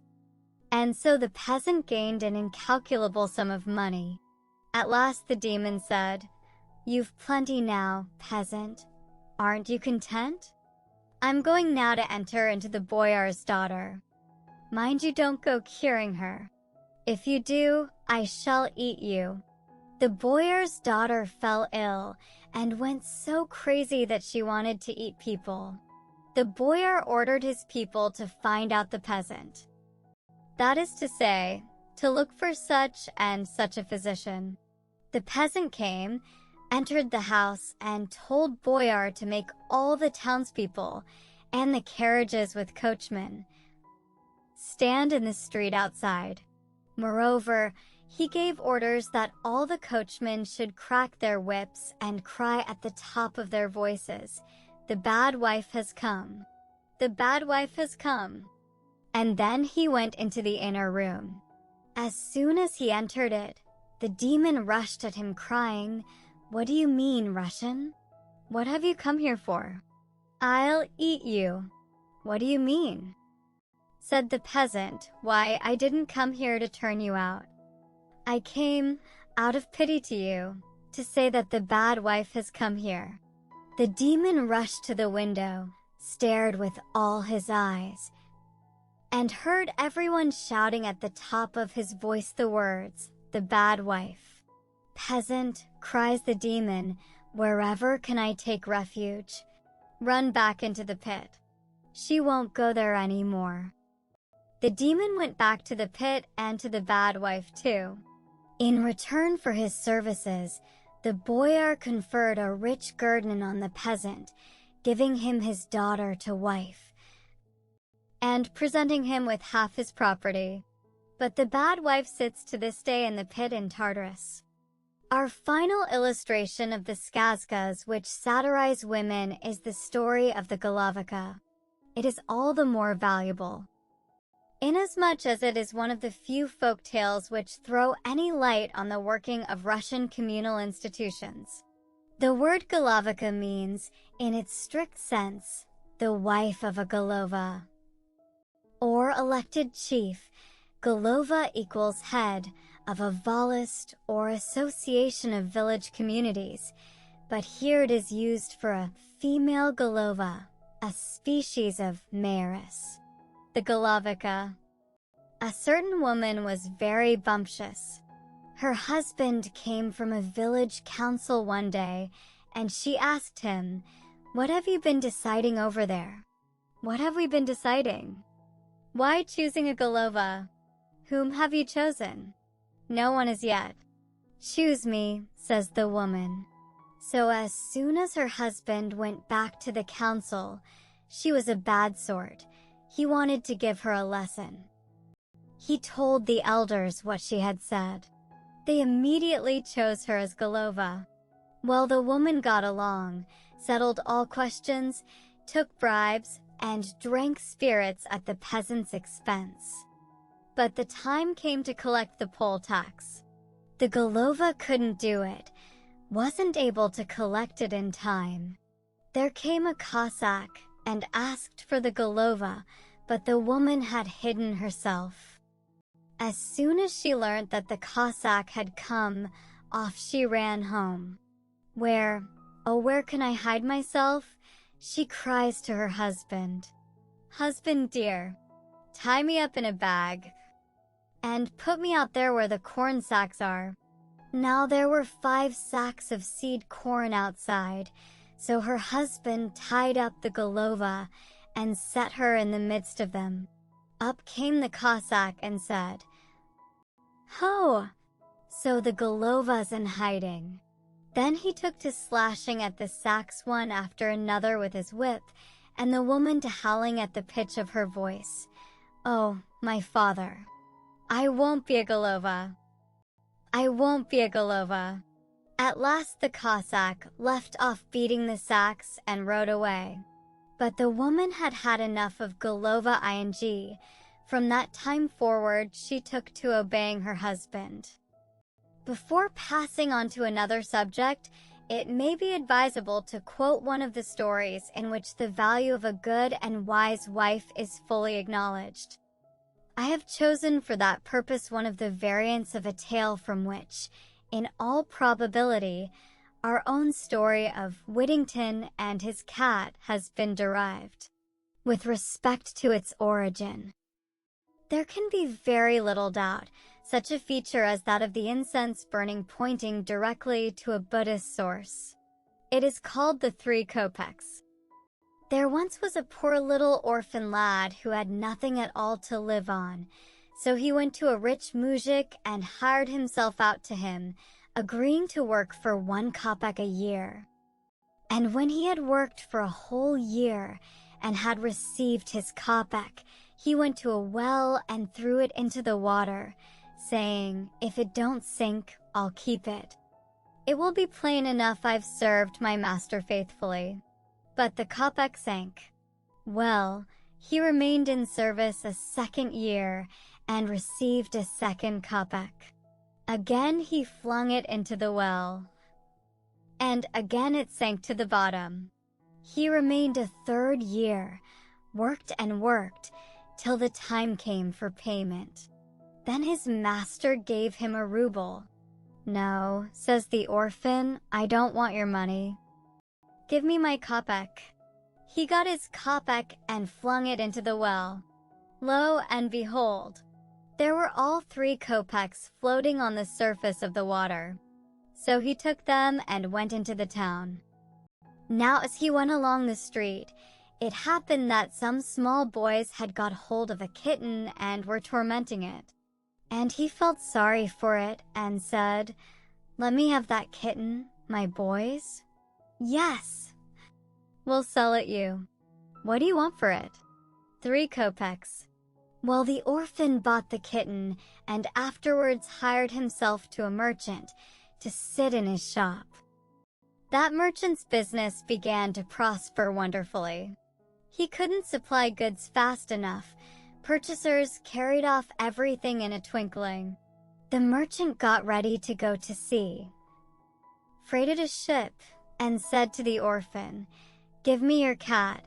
Maybe it will catch mice on board and amuse me." "Pray take it, master.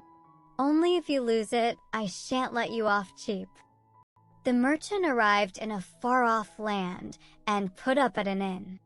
The landlord saw that he had a great deal of money.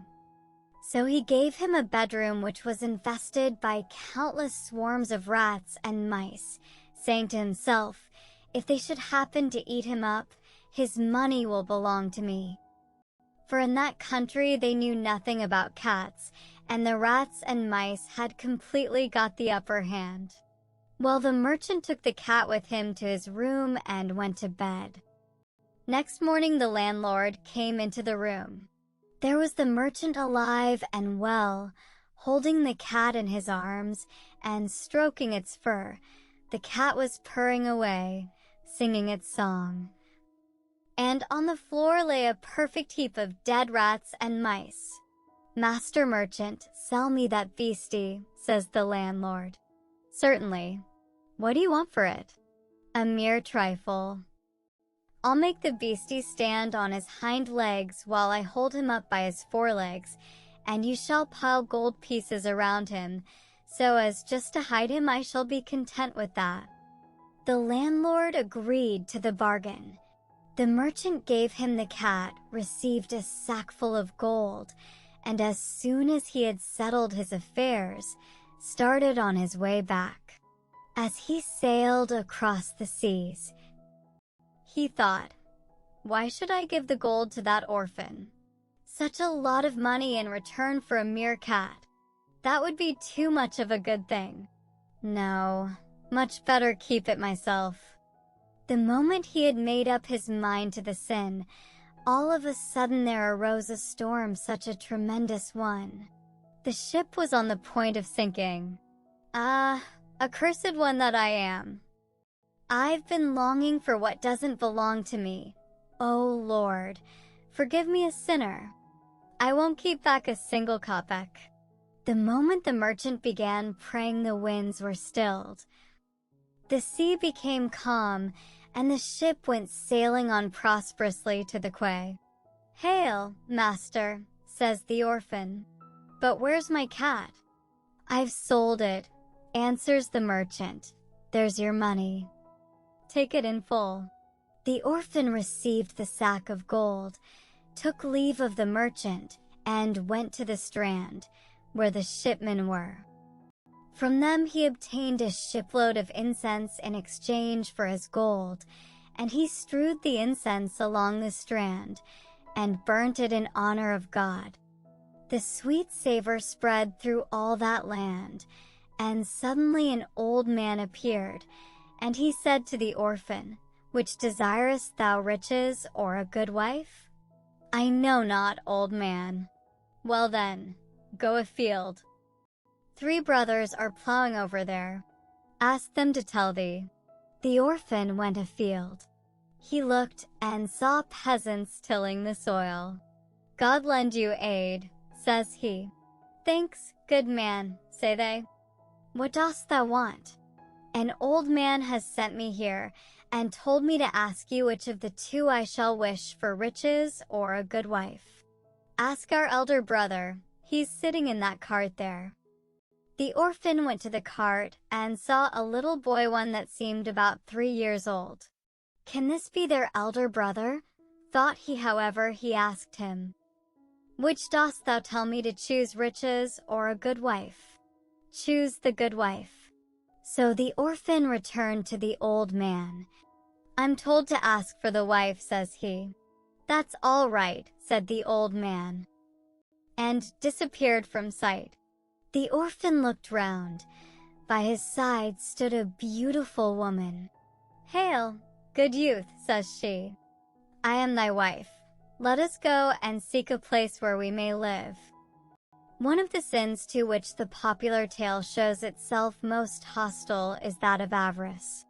The folk tales of all lands delight to gird at misers and skinflints, to place them in unpleasant positions, and to gloat over the sufferings which attend their death and embitter their ghostly existence.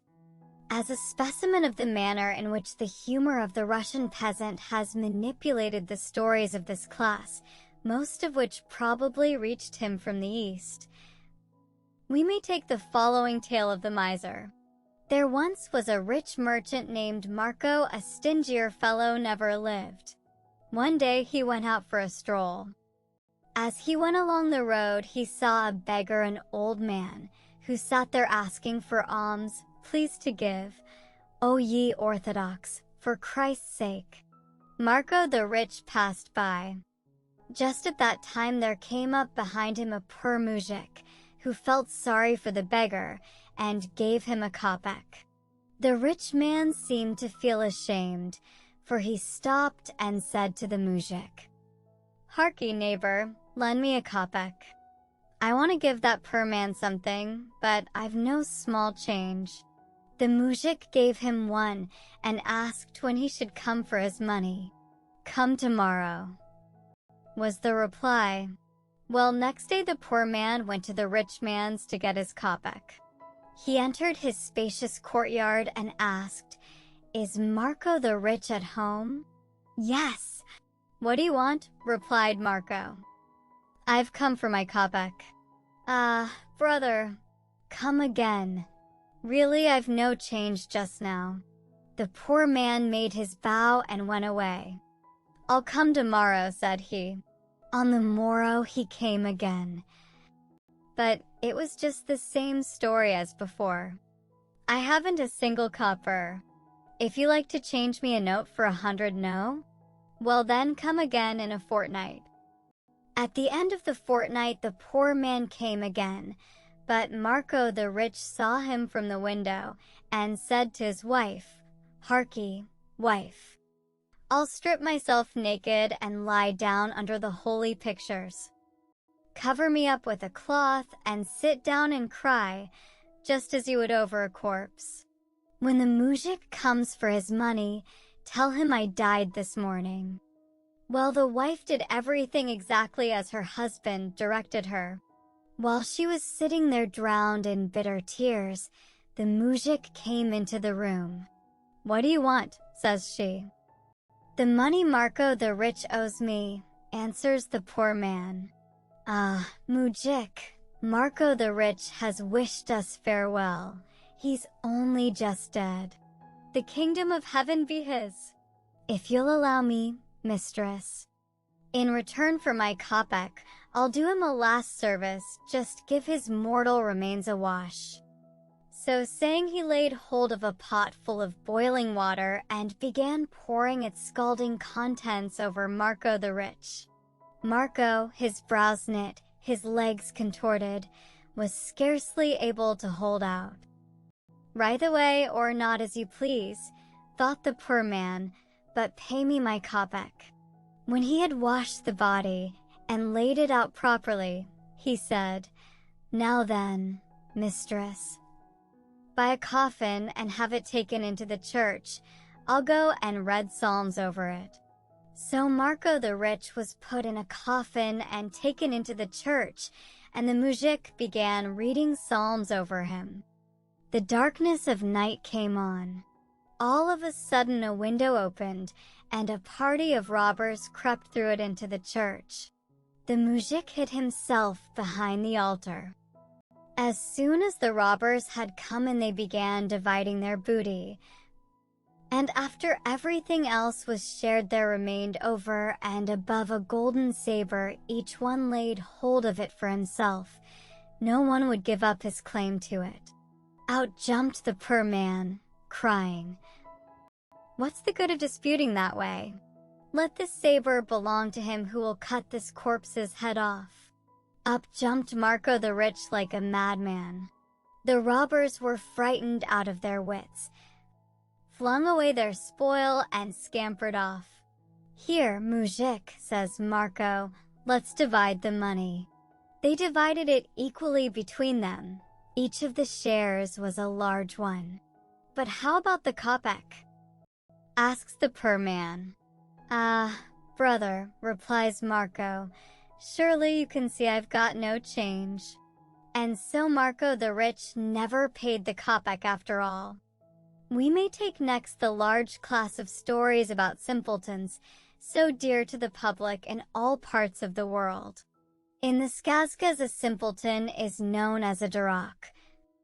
a word which admits of a variety of explanations. Sometimes it means an idiot, sometimes a fool in the sense of a jester. In the stories of village life, its signification is generally that of a ninny. In the fairy stories, it is frequently applied to the youngest of the well-known three brothers, the Boots, of the family, as Dr. Dosent has called him. In the latter case, of course, the hero's durachestvo, or foolishness, is purely subjective. It exists only in the false conceptions of his character which his family or his neighbors have formed. But the Durak of the following tale is represented as being really daft. The story begins with one of the conventional openings of the skazka in a certain tsarstvo, in a certain gosadarstvo, but the two synonyms for kingdom or state are used only because they rhyme. The Fool and the Birch Tree. In a certain country there once lived an old man who had 3 sons. 2 of them had their wits about them, but the third was a fool. The old man died, and his sons divided his property among themselves by lot. The sharp-witted ones got plenty of all sorts of good things, but nothing fell to the share of the simpleton but 1 ox, and that such a skinny one. Well, fair time came round, and the clever brothers got ready to go and transact business. The simpleton saw this, and said, "I'll go, too, brothers, and take my ox for sale." So he fastened a cord to the horn of the ox and drove it to the town. On his way he happened to pass through a forest, and in the forest there stood an old withered birch tree. Whenever the wind blew, the birch tree creaked. "What is the birch creaking about?" thinks the simpleton. "Surely it must be bargaining for my ox?" "Well," says he, "if you want to buy it, why buy it? I'm not against selling it. The price of the ox is 20 rubles. I can't take less. Out with the money." The birch made no reply, only went on creaking. But the simpleton fancied that it was asking for the ox on credit. "Very good," says he, "I'll wait till tomorrow." He tied the ox to the birch, took leave of the tree, and went home. Presently in came the clever brothers, and began questioning him. "Well, simpleton, sold your ox?" "I've sold it." "For how much?" "For 20 rubles. "Where's the money?" "I haven't received the money yet. It was settled I should go for it tomorrow." "There's simplicity for you," say they. Early next morning the simpleton got up, dressed himself, and went to the birch tree for his money. He reached the wood.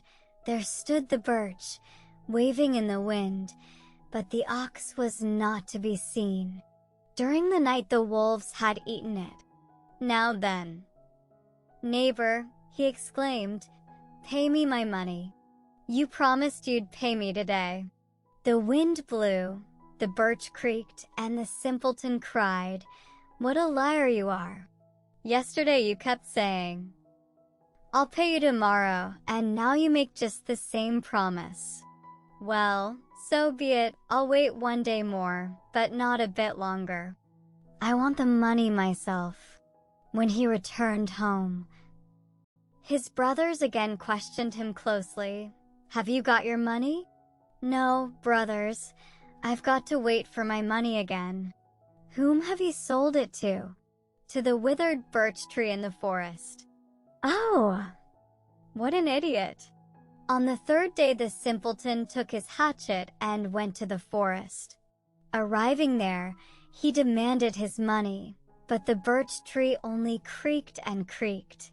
"No, no, neighbor," says he. "If you're always going to treat me to promises, there'll be no getting anything out of you. I don't like such joking. I'll pay you out well for it." With that he pitched into it with his hatchet, so that its chips flew about in all directions. Now, in that birch tree there was a hollow, and in that hollow some robbers had hidden a pot full of gold. The tree split asunder, and the simpleton caught sight of the gold. He took as much of it as the skirts of his caftan would hold, and toiled home with it. There he showed his brothers what he had brought. "Where did you get such a lot, simpleton?" said they. "A neighbor gave it me for my ox. But this isn't anything like the whole of it. A good half of it I didn't bring home with me. Come along, brothers, let's get the rest." Well, they went into the forest, secured the money, and carried it home. "Now mind, simpleton," say the sensible brothers, "don't tell anyone that we've such a lot of gold." "Never fear, I won't tell a soul." All of a sudden they run up against a diachok, and says he, "What's that, brothers, you're bringing from the forest?" The sharp ones replied, "Mushrooms." But the simpleton contradicted them, saying, "They're telling lies. We're carrying money. Here, just take a look at it." The diachok uttered such an "oh." Then he flung himself on the gold, and began seizing handfuls of it and stuffing them into his pocket. The simpleton grew angry, dealt him a blow with his hatchet, and struck him dead. "Hey, simpleton, what have you been and done?" cried his brothers. "You're a lost man, and you'll be the cause of our destruction, too. Wherever shall we put the dead body?" They thought and thought, and at last they dragged it to an empty cellar and flung it in there. But later on in the evening, the eldest brother said to the second one, "This piece of work is sure to turn out badly. When they begin looking for the diachok, you'll see that simpleton will tell them everything. Let's kill a goat and bury it in the cellar, and hide the body of the dead man in some other place." Well, they waited till the dead of night. Then they killed a goat and flung it into the cellar, but they carried the diachok to another place and there hid him in the ground. Several days passed, and then people began looking everywhere for the diachok, asking everyone about him. "What do you want him for?" said the simpleton when he was asked. "I killed him some time ago with my hatchet, and my brothers carried him into the cellar." Straightway they laid hands on the simpleton, crying, "Take us there and show him to us." The simpleton went down into the cellar, got hold of the goat's head, and asked, "Was your diachok dark-haired?" He was. "And had he a beard?" "Yes, he'd a beard." "And horns?" "What horns are you talking about, simpleton?" "Well, see for yourselves," said he, tossing up the head to them. They looked, saw it was a goat's, spat in the simpleton's face, and went their ways home. One of the most popular simpleton tales in the world is that of the fond parents who harrow their feelings by conjuring up the misfortunes which may possibly await their as yet unborn grandchildren. In Scotland it is told, in a slightly different form, of two old maids who were once found bathed in tears, and who were obliged to confess that they had been daydreaming and supposing if they had been married, and one had had a boy and the other a girl, and if the children, when they grew up, had married and had had a little child, and if it had tumbled out of the window and been killed, what a dreadful thing it would have been. At which terrible idea they both gave way to not unnatural tears. In one of its Russian forms, it is told of the old parents of a boy named Latonia, who weep over the hypothetical death of an imaginary grandchild, thinking how sad it would have been if a log which the old woman has dropped had killed that as yet merely potential infant. The parent's grief appears to Latonia so uncalled for that he leaves home, declaring that he will not return until he has found people more foolish than they. He travels long and far, and witnesses several foolish doings, most of which are familiar to us. In one place, a cow is being hoisted onto a roof in order that it may eat the grass growing thereon. In another, a horse is being inserted into its collar by sheer force. In a third, a woman is fetching milk from the cellar, a spoonful at a time.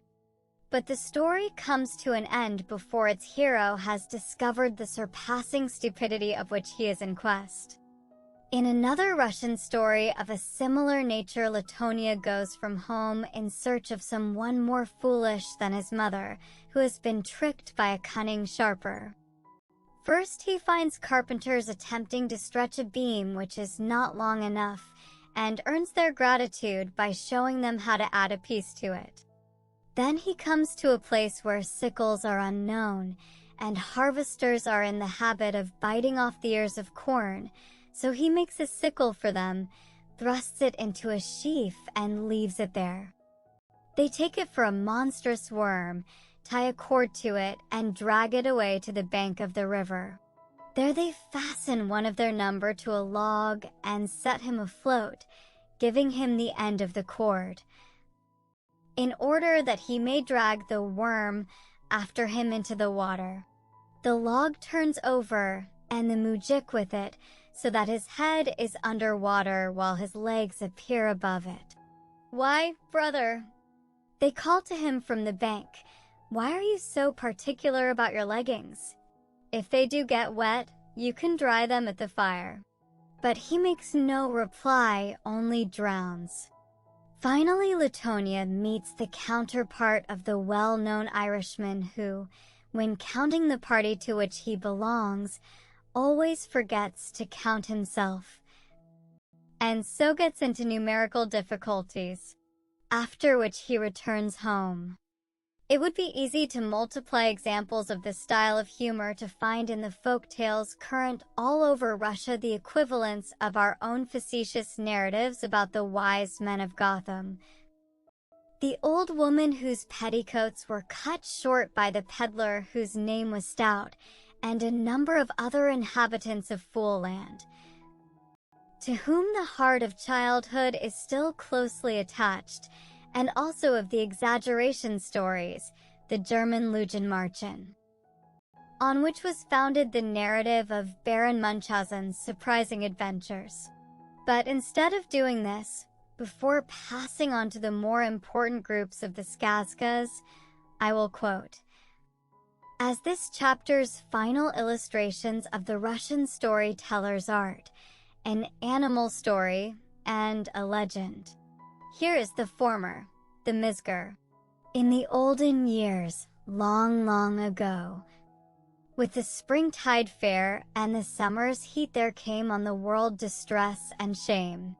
For gnats and flies began to swarm, biting folks and letting their warm blood flow. Then the spider appeared, the hero bold, who, with waving arms, weaved webs around the highways and byways in which the gnats and flies were most to be found. A ghastly gadfly, coming that way, stumbled straight into the spider's snare. The spider, tightly squeezing her throat, prepared to put her out of the world. From the spider the gadfly mercy sought. "Good Father Spider, please not to kill me. I've ever so many little ones. Without me they'll be orphans left, and from door to door have to beg their bread and squabble with dogs." Well, the spider released her. Away she flew, and everywhere humming and buzzing about, told the flies and gnats of what had occurred. "Ho, ye gnats and flies, meet here beneath this ash tree's roots. A spider has come, and, with waving of arms and weaving of nets, has set his snares in all the ways to which the flies and gnats resort. He'll catch them. Every single one." They flew to the spot. Beneath the ash tree's roots they hid, and lay there as though they were dead. The spider came, and there he found a cricket, a beetle, and a bug. "O cricket," he cried, "upon this mound sit and take snuff. Beetle, do thou beat a drum. And do thou crawl, O bug, the bun-like, beneath the ash, and spread abroad this news of me, the spider, the wrestler." The hero bold that the spider, the wrestler, the hero bold, no longer in the world exists, that they've sent him to Kazan, that in Kazan, upon a block, they've chopped his head off. And the block destroyed. On the mound sat the cricket and took snuff. The beetle smote upon the drum. The bug crawled in among the ash tree's roots, and cried, "Why have you fallen? Wherefore as in death do you lie here? Truly no longer lives the spider, the wrestler, the hero bold. They've sent him to Kazan, and in Kazan they've chopped his head off on a block, and afterwards destroyed the block. The gnats and flies grew blithe and merry.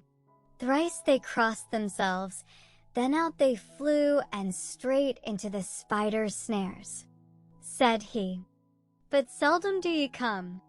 I would that you would far more often come to visit me, to quaff my wine and beer and pay me tribute." This story is specially interesting in the original, inasmuch as it is rhymed throughout, although printed as prose. A kind of lilt is perceptible in many of the skazkas, and traces of rhyme are often to be detected in them, but the mizgers' mold is different from theirs. Many stories also exist in an artificially versified form, but their movement differs entirely from that of the naturally cadenced periods of the ordinary skazka, or of such rhymed prose as that of the mizger. The following legend is not altogether new in motive, but a certain freshness is lent to it by its simple style, its unstrained humor, and its genial tone. The Smith and the Demon. Once upon a time there was a smith, and he had one son, a sharp, smart, 6-year-old boy. One day the old man went to church, and as he stood before a picture of the Last Judgment, he saw a demon painted there, such a terrible one, black, with horns and a tail. "Oh my," says he to himself, "suppose I get just such another painted for the smithy." So he hired an artist, and ordered him to paint on the door of the smithy exactly such another demon as he had seen in the church. The artist painted it. Thenceforward the old man, every time he entered the smithy, always looked at the demon and said, "Good morning, fellow countrymen." And then he would lay the fire in the furnace and begin his work. Well, the smith lived in good accord with the demon for some 10 years. Then he fell ill and died. His son succeeded to his place as head of the household, and took the smithy into his own hands.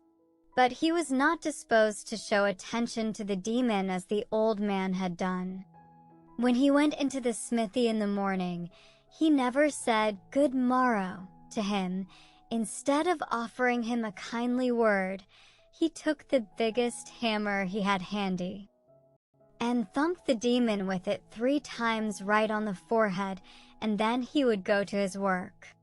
And when one of God's holy days came round, he would go to church and offer each saint a taper. But he would go up to the demon and spit in his face. Thus 3 years went by, he all the while favoring the evil one every morning either with a spitting or with a hammering. The demon endured it, and at last found it past all endurance. It was too much for him. "I've had quite enough of this insolence from him," thinks he. "Suppose I make use of a little diplomacy, and play him some sort of a trick." So the demon took the form of a youth, and went to the smithy. "Good day, uncle," says he. "Good day. What should you say?" "Uncle, to taking me as an apprentice? At all events, I could carry fuel for you and blow the bellows." The smith liked the idea. "Why shouldn't I?" he replied. "Two are better than one." The demon began to learn his trade. At the end of a month, he knew more about smith's work than his master did himself, was able to do everything that his master couldn't do. It was a real pleasure to look at him. There's no describing how satisfied his master was with him, how fond he got of him.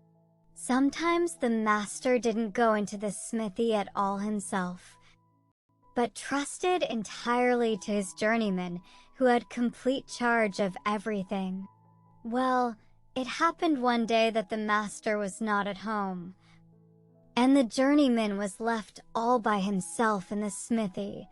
Presently he saw an old lady driving along the street in her carriage, whereupon he popped his head out of doors and began shouting, "Hey, sirs, be so good as to step in here. We've opened a new business here. We turn old folks into young ones." Out of her carriage jumped the lady in a trice and ran into the smithy. "What's that you're bragging about? Do you mean to say it's true? Can you really do it?" she asked the youth. "We haven't got to learn our business," answered the demon. "If I hadn't been able to do it, I wouldn't have invited people to try." "And how much does it cost?" asked the lady. 500 rubles altogether." "Well, then, there's your money. Make a young woman of me." The demon took the money. Then he sent the lady's coachman into the village. "Go," says he, "and bring me here 2 buckets full of milk." After that he took a pair of tongs, caught hold of the lady by the feet, flung her into the furnace, and burned her up. Nothing was left of her but her bare bones. When the buckets of milk were brought, he emptied them into a large tub. Then he collected all the bones and flung them into the milk. Just fancy! At the end of about 3 minutes, the lady emerged from the milk alive and young and beautiful. Well, she got into her carriage and drove home. There she went straight to her husband, and he stared hard at her, but didn't know she was his wife. "What are you staring at?" says the lady. "I'm young and elegant, you see, and I don't want to have an old husband. Be off at once to the smithy, and get them to make you young. If you don't, I won't so much as acknowledge you." There was no help for it. Off set the seigneur. But by that time the smith had returned home, and had gone into the smithy. He looked about. The journeyman wasn't to be seen. He searched and searched. He inquired and inquired. Never a thing came of it. Not even a trace of the youth could be found. He took to his work by himself, and was hammering away, when at that moment up drove the seigneur, and walked straight into the smithy. "Make a young man of me," says he. "Are you in your right mind, Baron? How can one make a young man of you? Come, now, you know all about that." "I know nothing of the kind. You lie, you scoundrel. Since you made my old woman young, make me young too, otherwise there will be no living with her for me. Why, I haven't so much as seen your good lady. Your journeyman saw her. And that's just the same thing. If he knew how to do the job, surely you, an old hand, must have learnt how to do it long ago. Come, now, set to work at once. If you don't, it will be the worse for you. I'll have you rubbed down with a birch tree towel." The smith was compelled to try his hand at transforming the seigneur. He held a private conversation with the coachman as to how his journeyman had set to work with the lady, and what he had done to her, and then he thought, so be it. I'll do the same. If I fall on my feet, good. If I don't, well, I must suffer all the same." So he set to work at once, stripped the seigneur naked, laid hold of him by the legs with the tongs, popped him into the furnace, and began blowing the bellows. After he had burned him to a cinder, he collected his remains, flung them into the milk, and then waited to see how soon a youthful seigneur would jump out of it. He waited 1 hour, 2 hours, but nothing came of it. He made a search in the tub. There was nothing in it but bones, and those charred ones. Just then the lady sent messengers to the smithy to ask whether the seigneur would soon be ready. The poor smith had to reply that the seigneur was no more. When the lady heard that the smith had only turned her husband into a cinder instead of making him young, she was tremendously angry, and she called together her trusty servants and ordered them to drag him to the gallows. No sooner said than done. Her servants ran to the smith's house, laid hold of him, tied his hands together, and dragged him off to the gallows. All of a sudden there came up with them the youngster who used to live with the smith as his journeyman, who asked him, "Where are they taking you, master?" "They're going to hang me," replied the smith, and straightway related all that had happened to him. "Well, uncle," said the demon, "swear that you will never strike me with your hammer, but that you will pay me the same respect your father always paid, and the seigneur shall be alive, and young, too, in a trice." The smith began promising and swearing that he would never again lift his hammer against the demon, but would always pay him every attention. Thereupon the journeyman hastened to the smithy, and shortly afterwards came back again, bringing the seigneur with him, and crying to the servants, "Hold, hold, don't hang him. Here's your master." Then they immediately untied the cords and let the smith go free. From that time forward the smith gave up spitting at the demon and striking him with his hammer. The journeyman disappeared and was never seen again. But the seigneur and his lady entered upon a prosperous course of life, and if they haven't died, they're living still. Chapter 2. Mythological. Principal incarnations of evil. The present chapter is devoted to specimens of those skazkas which most Russian critics assert to be distinctly mythical. The stories of this class are so numerous that the task of selection has been by no means easy. But I have done my best to choose such examples as are most characteristic of that species of the mythical folktale which prevails in Russia, and to avoid, as far as possible, the repetition of narratives which have already been made familiar to the English reader by translations of German and Scandinavian stories. There is a more marked individuality in the Russian tales of this kind, as compared with those of Western Europe, than is to be traced in the stories, especially those of a humorous cast, which relate to the events that checker an ordinary existence. The actors in the comediettas of European peasant life vary but little, either in title or in character, wherever the scene may be laid, just as in the European beast epos the fox, the wolf, and the bear play parts which change but slightly with the regions they inhabit. But the supernatural beings which people the fairy land peculiar to each race, though closely resembling each other in many respects, differ conspicuously in others. They may, it is true, be nothing more than various developments of the same original type.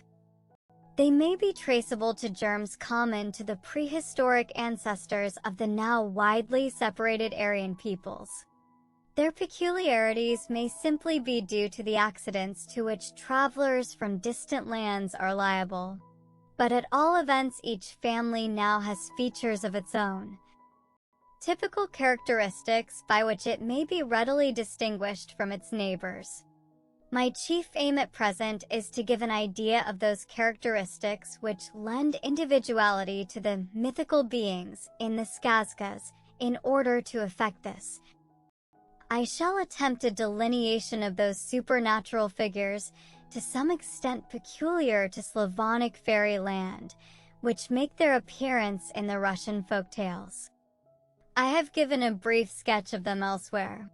I now propose to deal with them more fully, quoting at length, instead of merely mentioning some of the evidence on which the proof of their existence depends. For the sake of convenience, we may select from the great mass of the mythical skazkas those which are supposed most manifestly to typify the conflict of opposing elements, whether of good and evil, or of light and darkness, or of heat and cold, or of any other pair of antagonistic forces or phenomena. The typical hero of this class of stories, who represents the cause of right, and who is resolved by mythologists into so many different essences, presents almost identically the same appearance in most of the countries wherein he has become naturalized. He is endowed with supernatural powers, but he remains a man, for all that. Whether as prince or peasant, he alters but very little in his wanderings among the Aryan races of Europe. And a somewhat similar statement may be made about his feminine counterpart, for all the types of fairyland life are of an epicene nature, admitting of a feminine as well as a masculine development. The heroine who in the skazkas, as well as in other folk tales, braves the wrath of female demons in quest of means whereby to lighten the darkness of her home, or rescues her bewitched brothers from the thraldom of an enchantress, or liberates her captive husband from a dungeon's gloom. But their antagonists, the dark or evil beings whom the hero attacks and eventually destroys, or whom the heroine overcomes by her virtues, her subtlety, or her skill, vary to a considerable extent with the region they occupy, or rather with the people in whose memories they dwell. The giants by killing whom our own Jack gained his renown, the Norse trolls, the ogres of southern romance, the Dracos and Lamia of modern Greece, the Lithuanian Lomdis, and all the other groups of monstrous forms under which the imagination of each race has embodied its ideas about.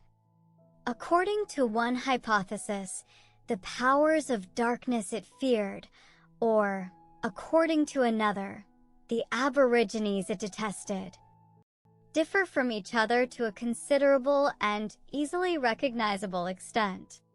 An excellent illustration of this statement is offered by the contrast between the Slavonic group of supernatural beings of this class and their equivalents in lands tenanted by non-Slavonic members of the Indo-European family.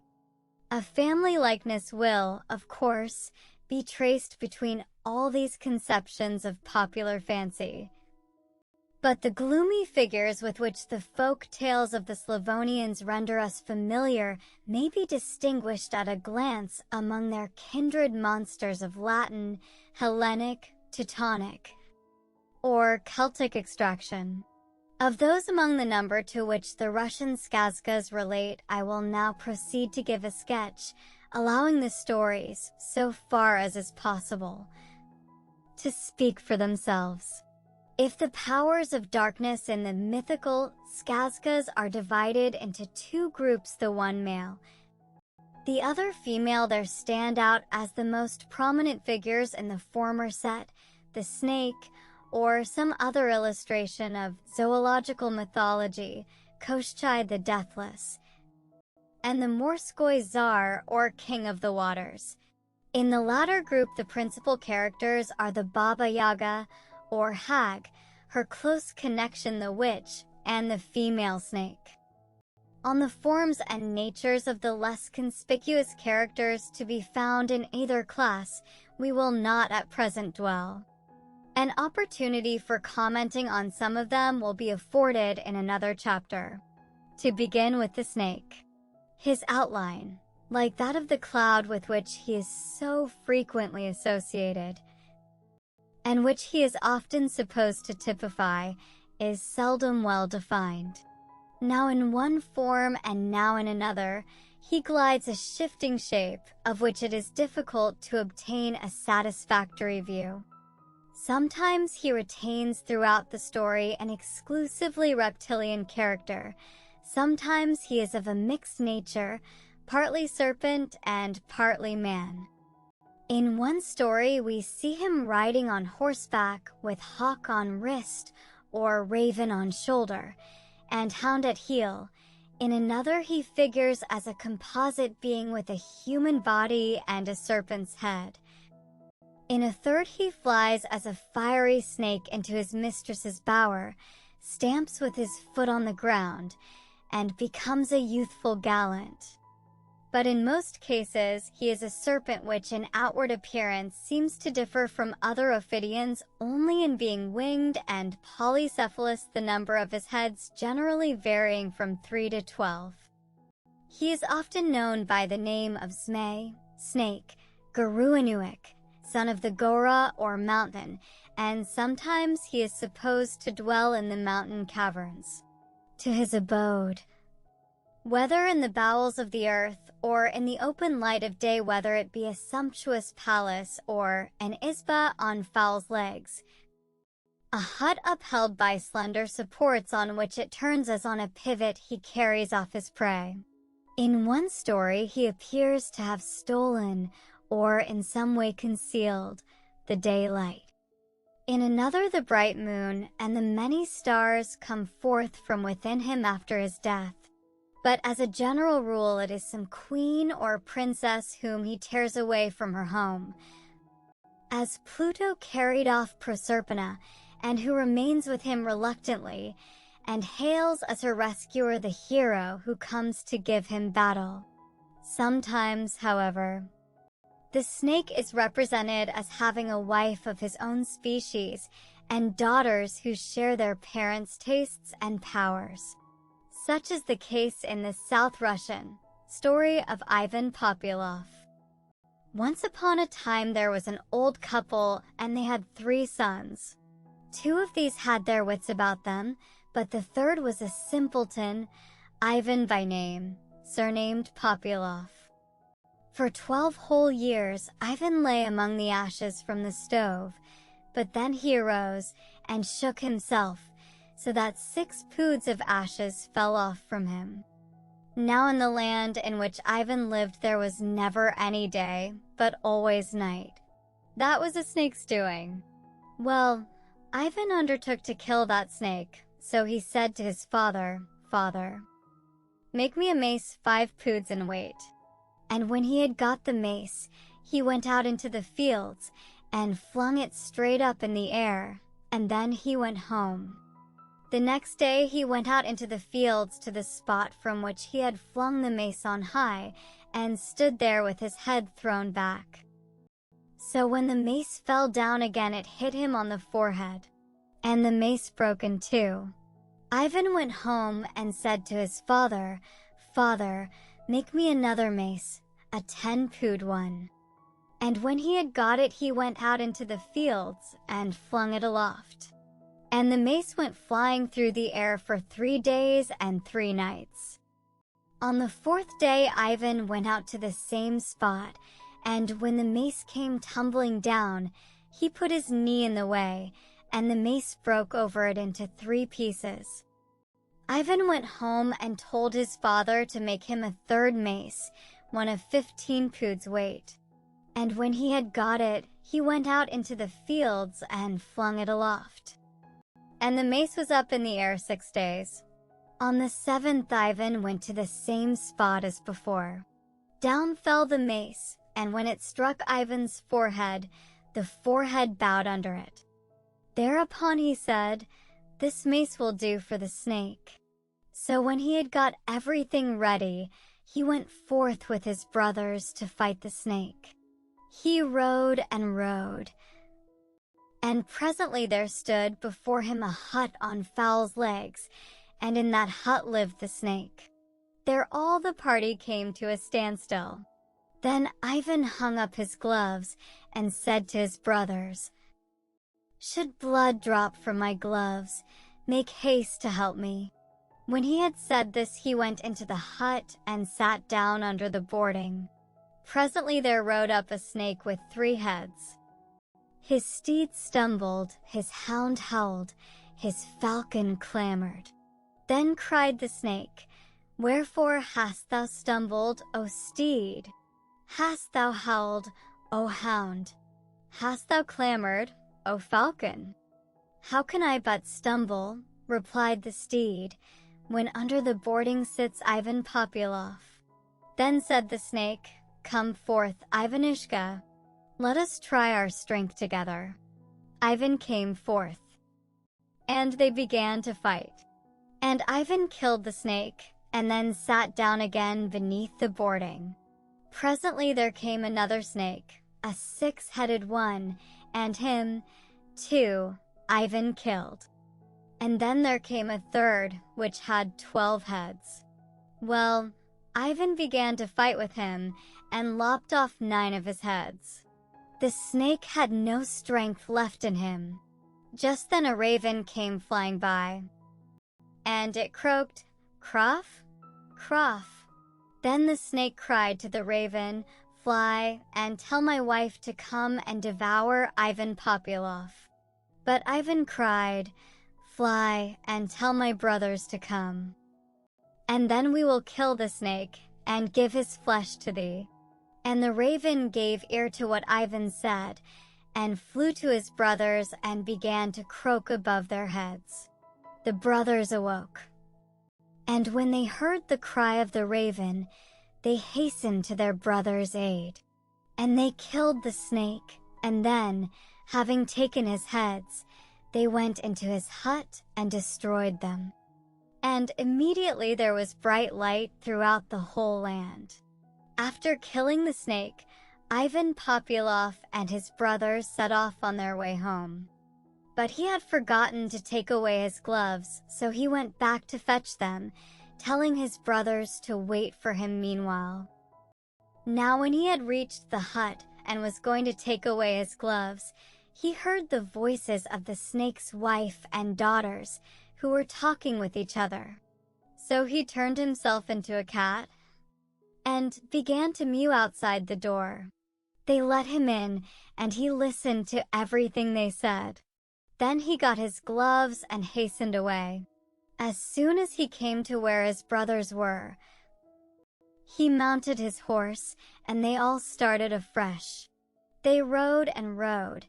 Presently they saw before them a green meadow, and on that meadow lay silken cushions. Then the elder brothers said, "Let's turn out our horses to graze here, while we rest ourselves a little." But Ivan said, "Wait a minute, brothers," and he seized his mace and struck the cushions with it. And out of those cushions there streamed blood. So they all went on further. They rode and rode. Presently there stood before them an apple tree, and upon it were gold and silver apples. Then the elder brother said, "Let's eat an apple apiece." But Ivan said, "Wait a minute, brothers, I'll try them first," and he took his mace and struck the apple tree with it. And out of the tree streamed blood. So they went on further. They rode and rode, and by they saw a spring in front of them. And the elder brothers cried, "Let's have a drink of water." But Ivan Populov cried, "Stop, brothers," and he raised his mace and struck the spring, and its waters became blood.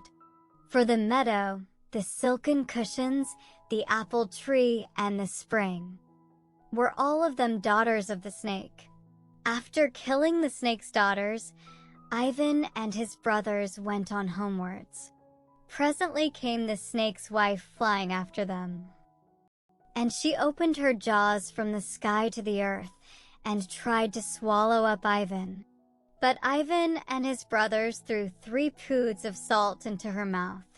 She swallowed the salt, thinking it was Ivan Populov, but afterwards, when she had tasted the salt and found out it was not Ivan, she flew after him again.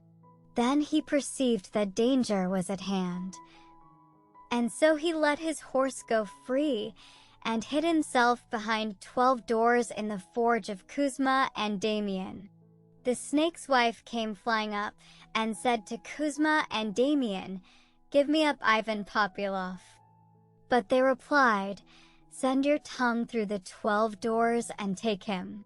So the snake's wife began licking the doors. But meanwhile they all heated iron pincers. And as soon as she had sent her tongue through into the smithy, they caught tight hold of her by the tongue and began thumping her with hammers. And when the snake's wife was dead, they consumed her with fire and scattered her ashes to the winds. And then they went home, and there they lived and enjoyed themselves, feasting and reveling and drinking mead and wine. I was there, too, and had liquor to drink. It didn't go into my mouth, but only ran down my beard. The Skazka of Ivan Baikovich, Bull's son, contains a variant of part of this story, but the dragon which the Slavonic Saint George kills is called not a snake, but a chudo-yudo. Ivan watches one night while his brothers sleep.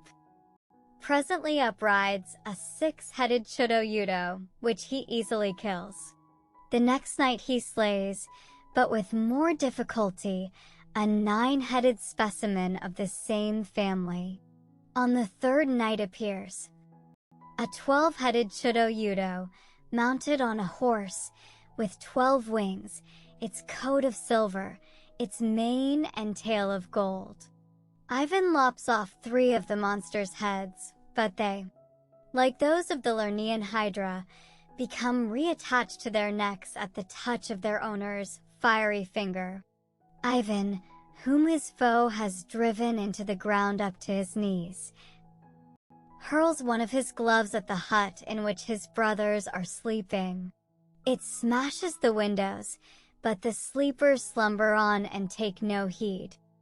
Presently Ivan smites off 6 of his antagonist's heads, but they grow again as before. Half buried in the ground by the monster's strength, Ivan hurls his other glove at the hut, piercing its roof this time. But still his brothers slumber on. At last, after fruitlessly shearing off 9 of the chudo-yudo's heads, and finding himself embedded in the ground up to his armpits, Ivan flings his cap at the hut. The hut reels under the blow and its beams fall asunder. His brothers awake and hasten to his aid, and the chudo-yudo is destroyed. The chudo-yudo wives, as the widows of the 3 monsters are called, then proceed to play the parts attributed in Ivan Populov to the snake's daughters.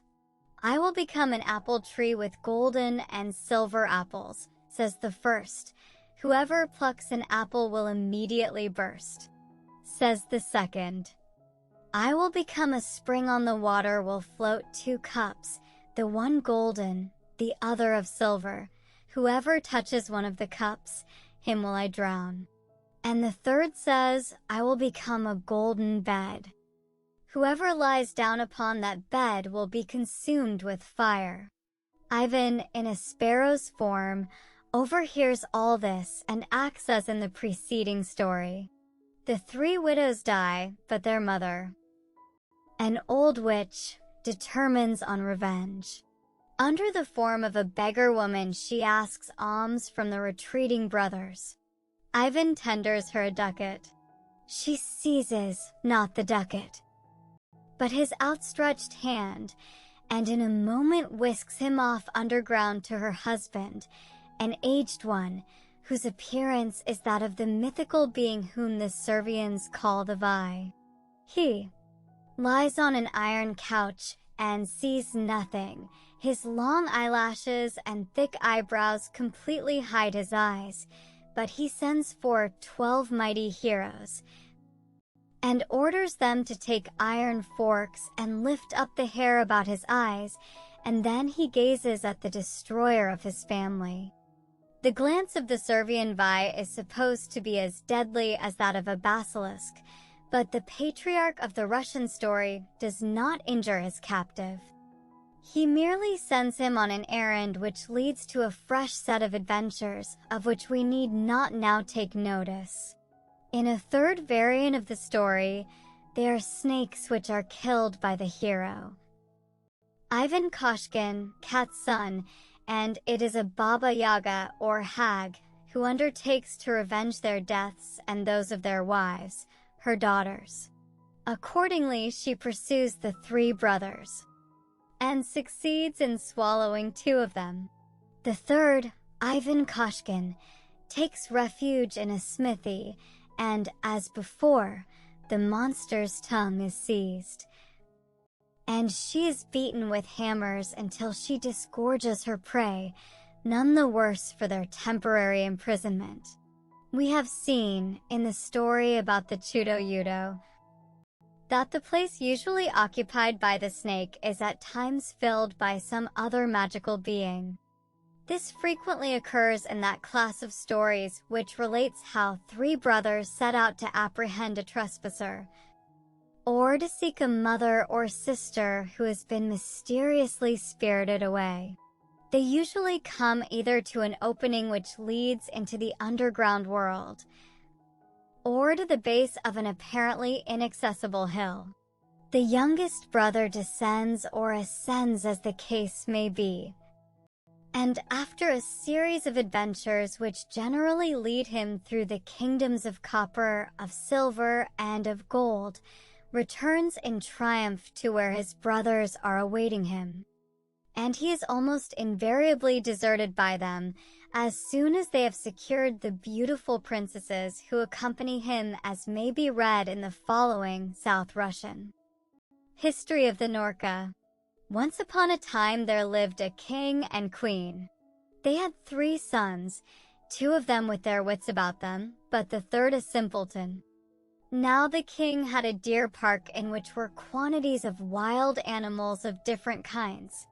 Into that park there used to come a huge beast. Norka was its name, and do fearful mischief, devouring some of the animals every night. The king did all he could, but he was unable to destroy it. So at last he called his sons together and said, "Whoever will destroy the Norka, to him will I give the half of my kingdom." Well, the eldest son undertook the task.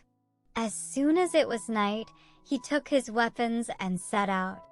But before he reached the park, he went into a traktor, or tavern, and there he spent the whole night in revelry.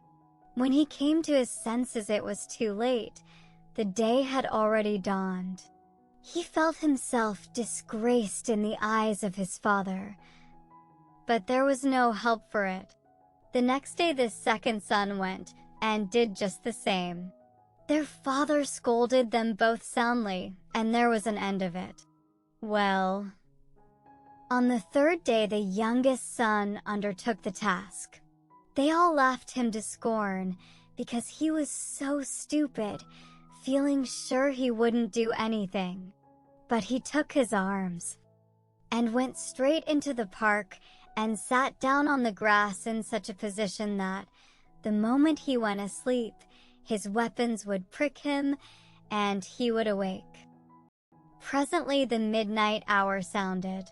The earth began to shake, and the Norka came rushing up and burst right through the fence into the park, so huge was it. The prince pulled himself together, leapt to his feet, crossed himself, and went straight at the beast. It fled back, and the prince ran after it. But he soon saw that he couldn't catch it on foot, so he hastened to the stable, laid his hands on the best horse there, and set off in pursuit. Presently he came up with the beast, and they began a fight. They fought and fought. The prince gave the beast 3 wounds. At last they were both utterly exhausted, so they lay down to take a short rest. But the moment the prince closed his eyes, up jumped the beast and took to flight. The prince's horse awoke him. Up he jumped in a moment and set off again in pursuit, caught up the beast, and again began fighting with it. Again the prince gave the beast 3 wounds, and then he and the beast lay down again to rest. Thereupon away fled the beast as before. The prince caught it up and again gave it 3 wounds. But all of a sudden, just as the prince began chasing it for the 4th time, the beast fled to a great white stone, tilted it up, and escaped into the other world, crying out to the prince, "Then only will you overcome me when you enter here." The prince went home, told his father all that had happened, and asked him to have a leather rope plaited, long enough to reach to the other world. His father ordered this to be done. When the rope was made, the prince called for his brothers, and he and they, having taken servants with them, and everything that was needed for a whole year, set out for the place where the beast had disappeared under the stone. When they got there, they built a palace on the spot and lived in it for some time. But when everything was ready, the youngest brother said to the others, "Now, brothers, who is going to lift this stone?" Neither of them could so much as stir it, but as soon as he touched it, away it flew to a distance, though it was ever so big as a hill. And when he had flung the stone aside, he spoke a 2nd time to his brothers, saying, "Who is going into the other world to overcome the Norka?" Neither of them offered to do so. Then he laughed at them for being such cowards, and said, "Well, brothers, farewell. Lower me into the other world, and don't go away from here, but as soon as the cord is jerked, pull it up." His brothers lowered him accordingly, and when he had reached the other world, underneath the earth, he went on his way. He walked and walked. Presently he espied a horse with rich trappings, and it said to him, "Hail, Prince Ivan! Long have I awaited thee." He mounted the horse and rode on road and road, until he saw standing before him a palace made of copper. He entered the courtyard, tied up his horse, and went indoors. In one of the rooms a dinner was laid out. He sat down and dined, and then went into a bedroom. There he found a bed, on which he lay down to rest. Presently there came in a lady, more beautiful than can be imagined anywhere but in a skazka, who said, "Thou who art in my house, name thyself. If thou art an old man, thou shalt be my father, if a middle-aged man, my brother, but if a young man, thou shalt be my husband dear. And if thou art a woman, and an old one, thou shalt be my grandmother, if middle-aged, my mother, and if a girl, thou shalt be my own sister." Thereupon he came forth, and when she saw him, she was delighted with him, and said, "Wherefore, O Prince Ivan, my husband dear, shalt thou be? Wherefore hast thou come hither?" Then he told her all that had happened, and she said, "That beast which thou wishest to overcome is my brother. He is staying just now with my 2nd sister, who lives not far from here in a silver palace. I bound up 3 of the wounds which thou didst give him."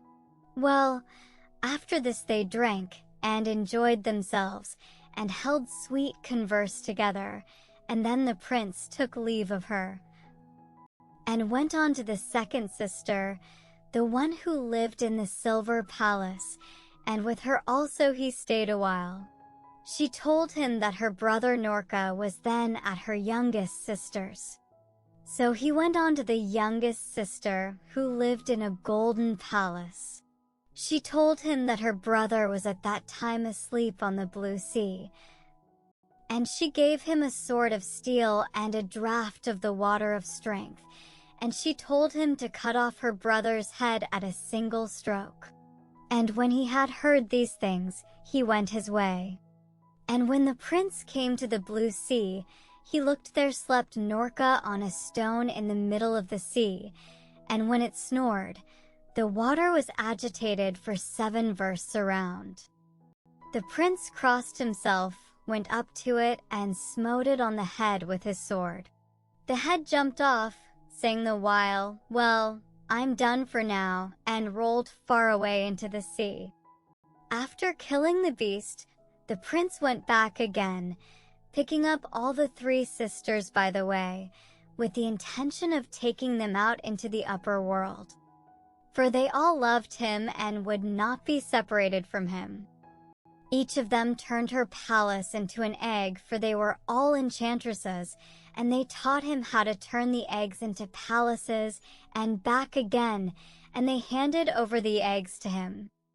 And then they all went to the place from which they had to be hoisted into the upper world. And when they came to where the rope was, the prince took hold of it and made the maidens fast to it. Then he jerked away at the rope, and his brothers began to haul it up. And when they had hauled it up, and had set eyes on the wondrous maidens, they went aside and said, "Let's lower the rope. Pull our brother part of the way up, and then cut the rope. Perhaps he'll be killed, but then if he isn't, he'll never give us these beauties as wives." So when they had agreed on this, they lowered the rope. But their brother was no fool. He guessed what they were at, so he fastened the rope to a stone and then gave it a pull. His brothers hoisted the stone to a great height, and then cut the rope. Down fell the stone and broke in pieces. The prince poured forth tears and went away. Well, he walked and walked. Presently a storm arose. The lightning flashed. The thunder roared. The rain fell in torrents.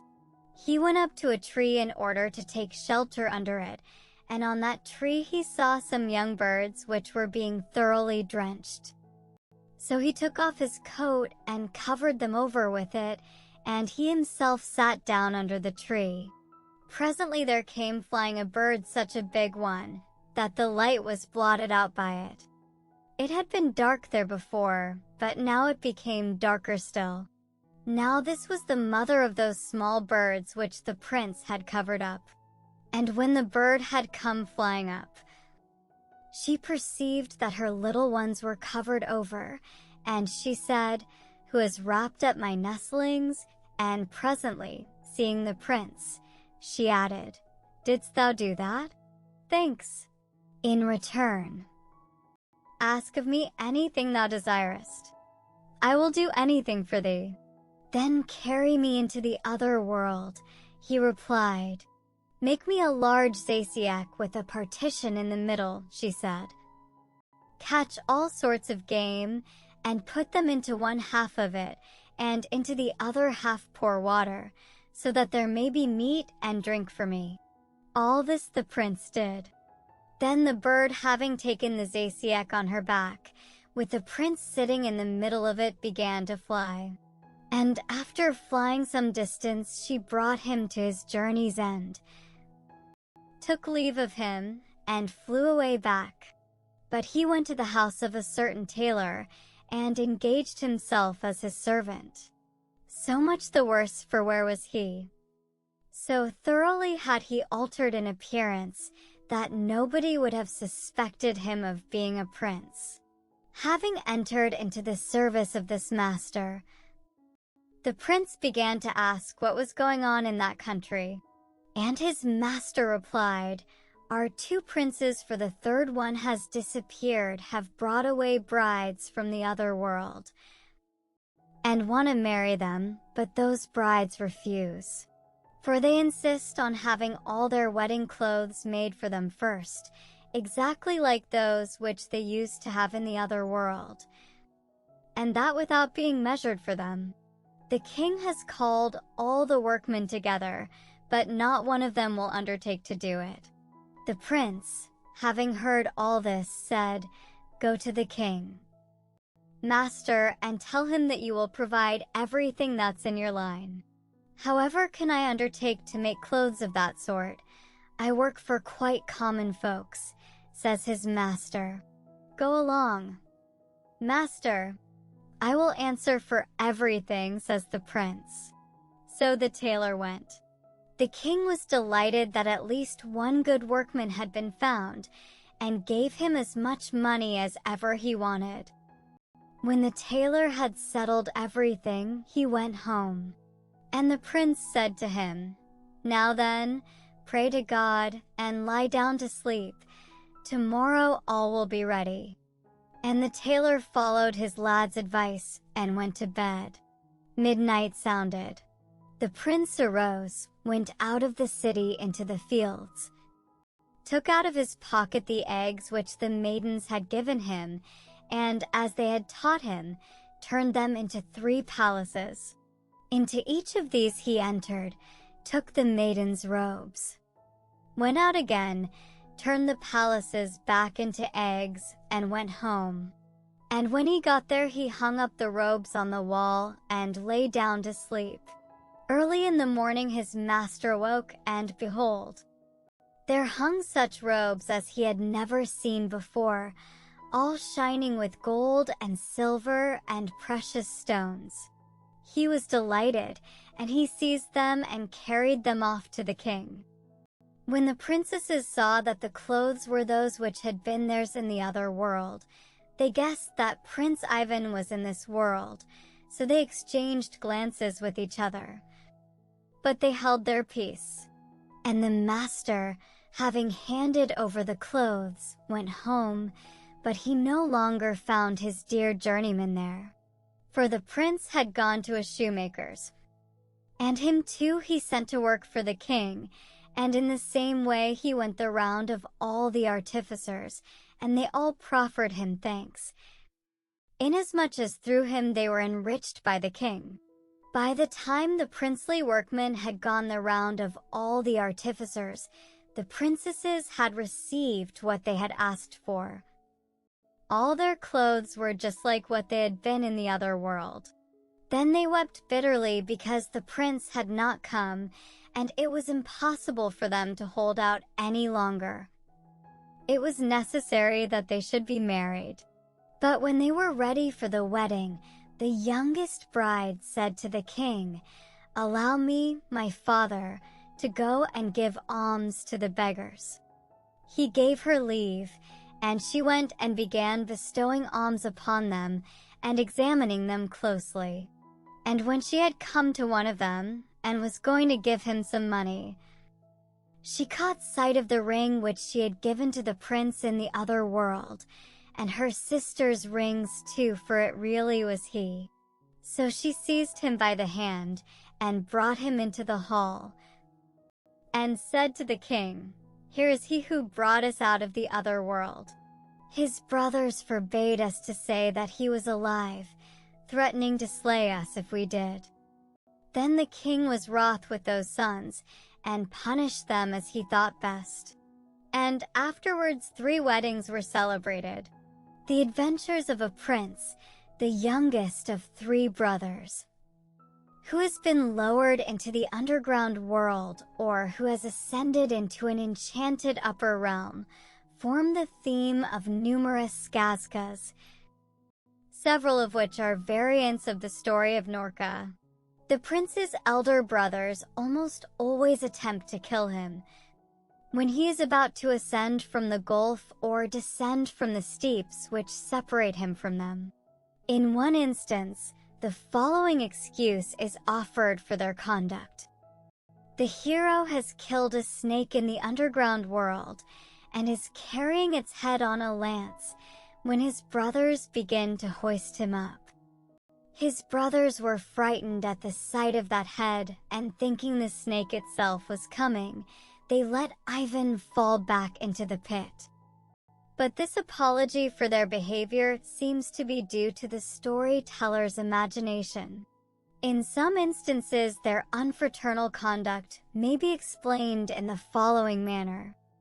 In Oriental tales, the hero is often the son of a king's youngest wife, and he is not unnaturally hated by his half-brothers, the sons of an older queen, whom the hero's mother has supplanted in their royal father's affections.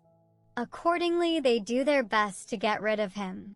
Thus, in one of the Indian stories which correspond to that of Norka, the hero's success at court excited the envy and jealousy of his brothers, doubtless half-brothers. And they were not satisfied until they had devised a plan to effect his removal and, as they hoped, accomplish his destruction. We know also that Israel loved Joseph more than all his children, because he was the son of his old age, and the result was that when his brethren, who were only his half-brothers, saw that their father loved him more than all his brethren, they hated him. When such tales as these came west in Christian times, their references to polygamy were constantly suppressed, and their distinctions between brothers and half-brothers disappeared. In the same way, the elder and jealous wife, who had behaved with cruelty in the original stories to the offspring of her rival, often became turned, under Christian influences, into a stepmother who hated her husband's children by a previous marriage. There may, however, be a mythological explanation of the behavior of the two elder brothers. Professor de Gubernatis is of opinion that in the Vedic hymns, Tridas, the third brother and the ablest as well as best, is persecuted by his brothers, who, in a fit of jealousy, on account of his wife, the Aurora, and the riches she brings with her from the realm of darkness, the cistern or well, into which he has been lowered, detain their brother in the well. And he compares this form of the myth with that which it assumes in the following Hindu tradition. 3 brothers, Ektha, i.e. the first, Dvita, i.e. the second, and Trita, i.e. the third, were traveling in a desert and being distressed with thirst, came to a well, from which the youngest, Trita, drew water and gave it to his brothers. In requital, they drew him into the well. In order to appropriate his property, and having covered the top with a cartwheel, left him in the well. In this extremity he prayed to the gods to extricate him, and by their favor he made his escape. This myth may, perhaps, be the germ from which have sprung the numerous folk tales about the desertion of a younger brother in some pit or chasm, into which his brothers have lowered him. It may seem more difficult to account for the willingness of Norka's 3 sisters to aid in his destruction unless, indeed, the whole story be considered to be mythological, as its Indian equivalents undoubtedly are. But in many versions of the same tale the difficulty does not arise. The princesses of the copper, silver, and golden realms are usually represented as united by no ties of consanguinity with the snake or other monster whom the hero comes to kill. In the story of Yasuinya, for instance, there appears to be no relationship between these fair maidens and the Yasuinya bird, which steals the golden apples from a monarch's garden and is killed by his youngest son Ivan. That monster is not so much a bird as a flying dragon. This Yasuinya bird is a 12-headed snake, says one of the fair maidens, and presently it arrives, its wings stretching afar, while along the ground trail its mustaches, Yushui, whence its name. In a variant of the same story in another collection, the part of Norka is played by a white wolf. In that of Ivan Sachenko, it is divided among 3 snakes who have stolen as many princesses. For the snake is much given to abduction, especially when he appears under the terrible form of Koshchai, the Deathless. Koshchai is merely one of the many incarnations of the dark spirit which takes so many monstrous shapes in the folk tales of the class with which we are now dealing. Sometimes he is described as altogether serpent-like in form, sometimes he seems to be of a mixed nature, partly human and partly Ophidian. But in some of the stories he is apparently framed after the fashion of a man. His name is by some mythologists derived from Kost, a bone whence comes a verb signifying to become ossified, petrified, or frozen, either because he is bony of limb or because he produces an effect akin to freezing or petrifaction. He is called immortal, or the deathless, because of his superiority to the ordinary laws of existence. Sometimes, like Baldur, he cannot be killed except by one substance, sometimes his death, that is, the object with which his life is indissolubly connected, does not exist within his body. Like the vital center of the giant who had no heart in his body. In the well-known Norse tale, it is something extraneous to the being whom it affects, and until it is destroyed he may set all ordinary means of annihilation at defiance. But this is not always the case, as may be learnt from one of the best of the skazkas in which he plays a leading part, the history of Maria Marevna. In a certain kingdom there lived a Prince Ivan. He had 3 sisters.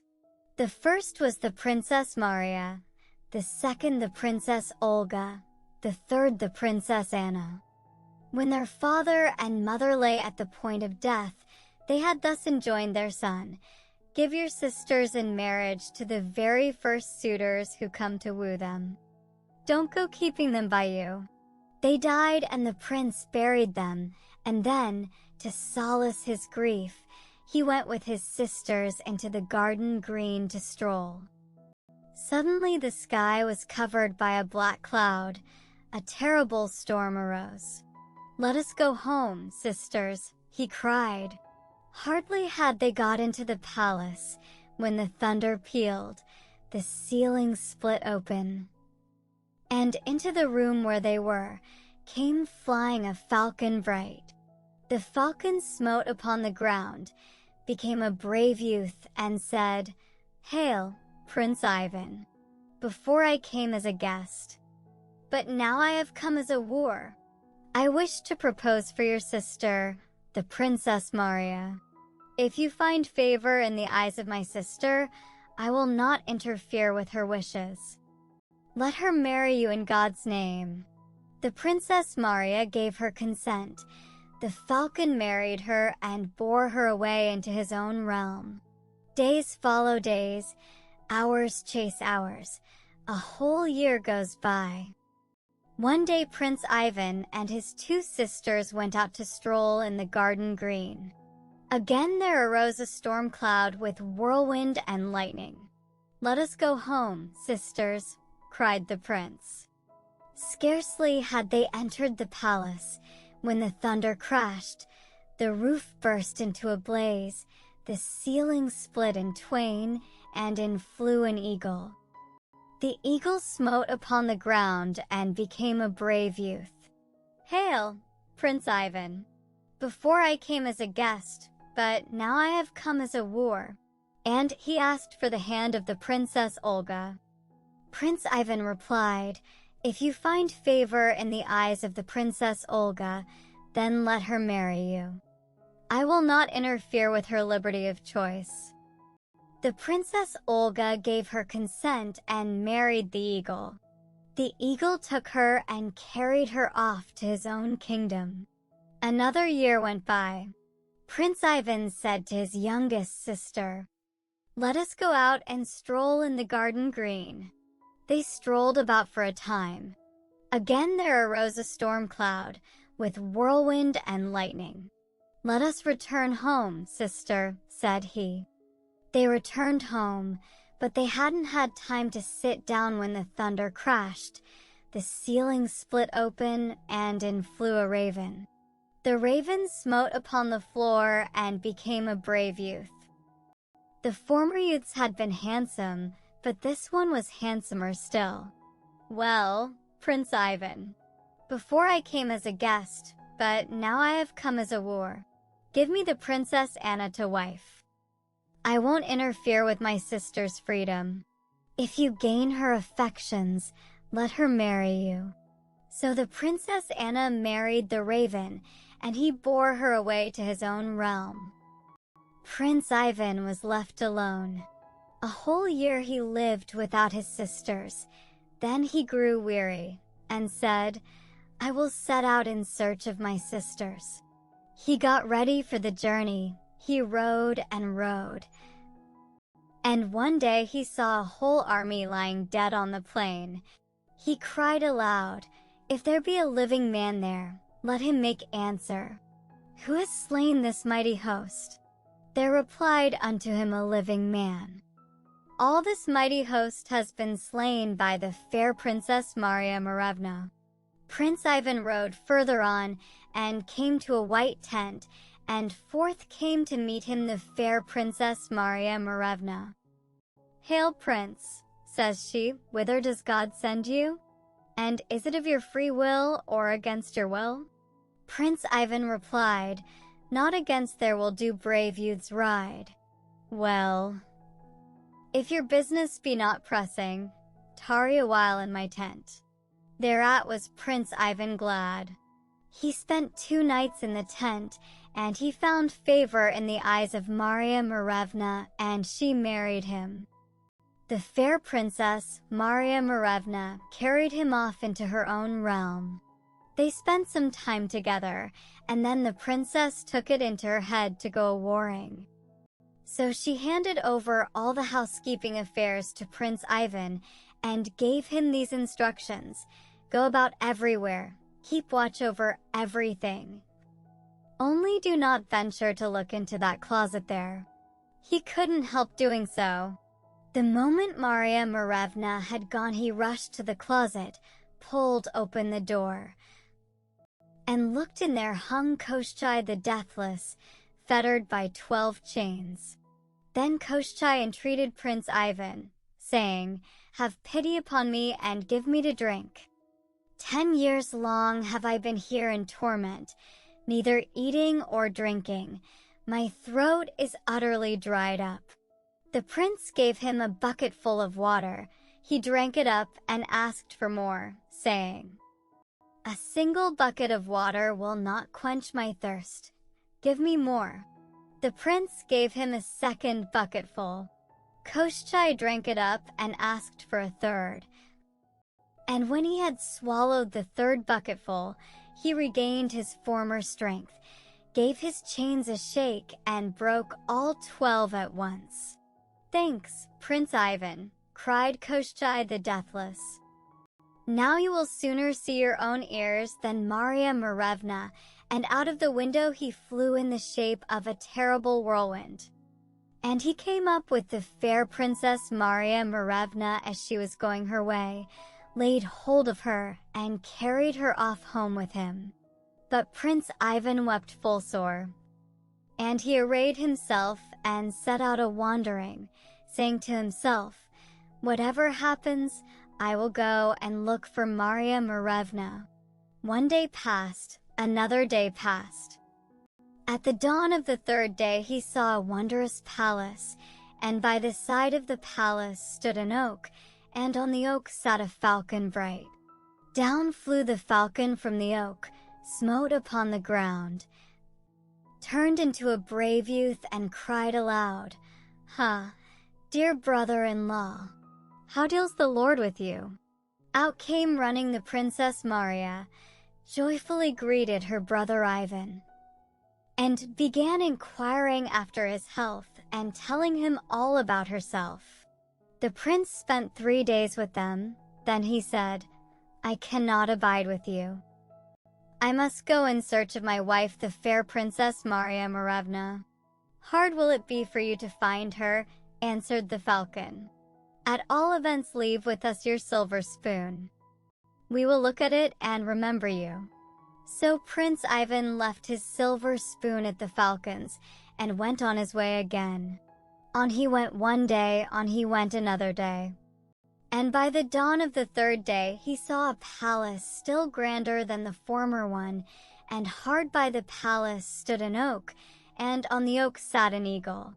Down flew the eagle from the oak, smote upon the ground, turned into a brave youth, and cried aloud, "Rise up, Princess Olga. Hither comes our brother dear." The Princess Olga immediately ran to meet him, and began kissing him and embracing him, asking after his health and telling him all about herself. With them Prince Ivan stopped 3 days. Then he said, "I cannot stay here any longer. I am going to look for my wife, the fair Princess Maria Morevna." "Hard will it be for you to find her," replied the eagle. "Leave with us a silver fork. We will look at it and remember you." He left a silver fork behind and went his way. He traveled 1 day. He traveled 2 days. At daybreak on the 3rd day, he saw a palace grander than the first 2. And near the palace stood an oak, and on the oak sat a raven.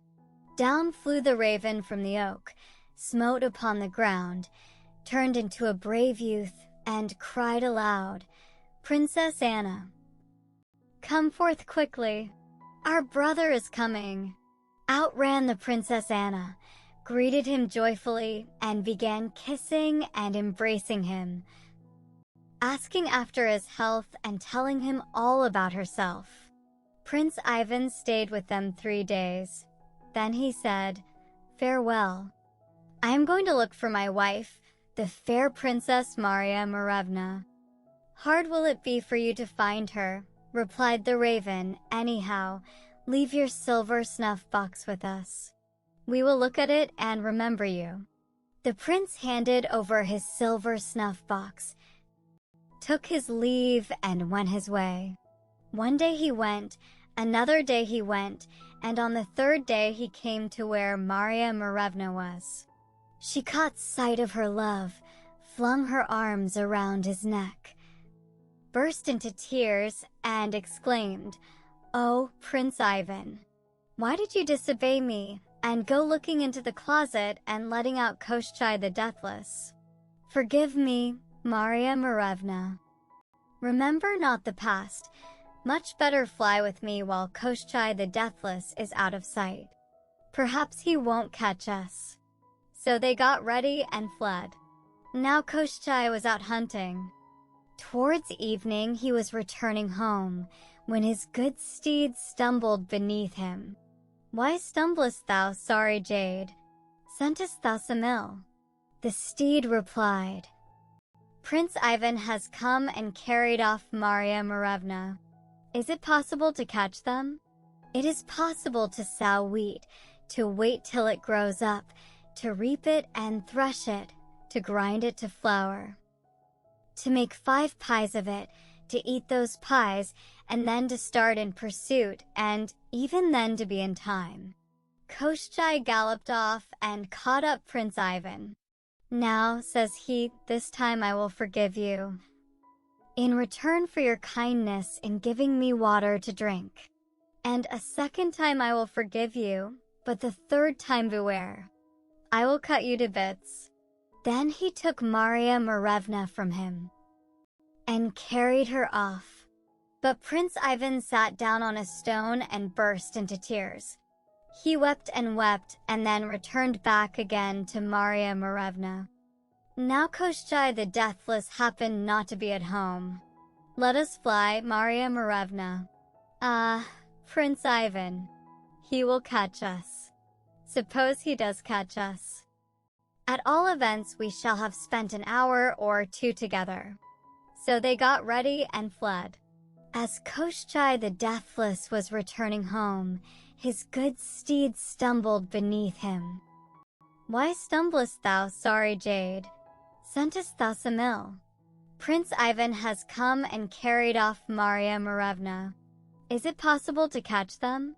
It is possible to sow barley, to wait till it grows up, to reap it and thresh it, to brew beer, to drink ourselves drunk on it, to sleep our fill, and then to set off in pursuit, and yet to be in time." Koshchei galloped off. Caught up Prince Ivan. "Didn't I tell you that you should not see Marya Morevna any more than your own ears?" And he took her away and carried her off home with him. Prince Ivan was left there alone. He wept and wept. Then he went back again after Marya Morevna. Koshchei happened to be away from home at that moment. "Let us fly, Marya Morevna."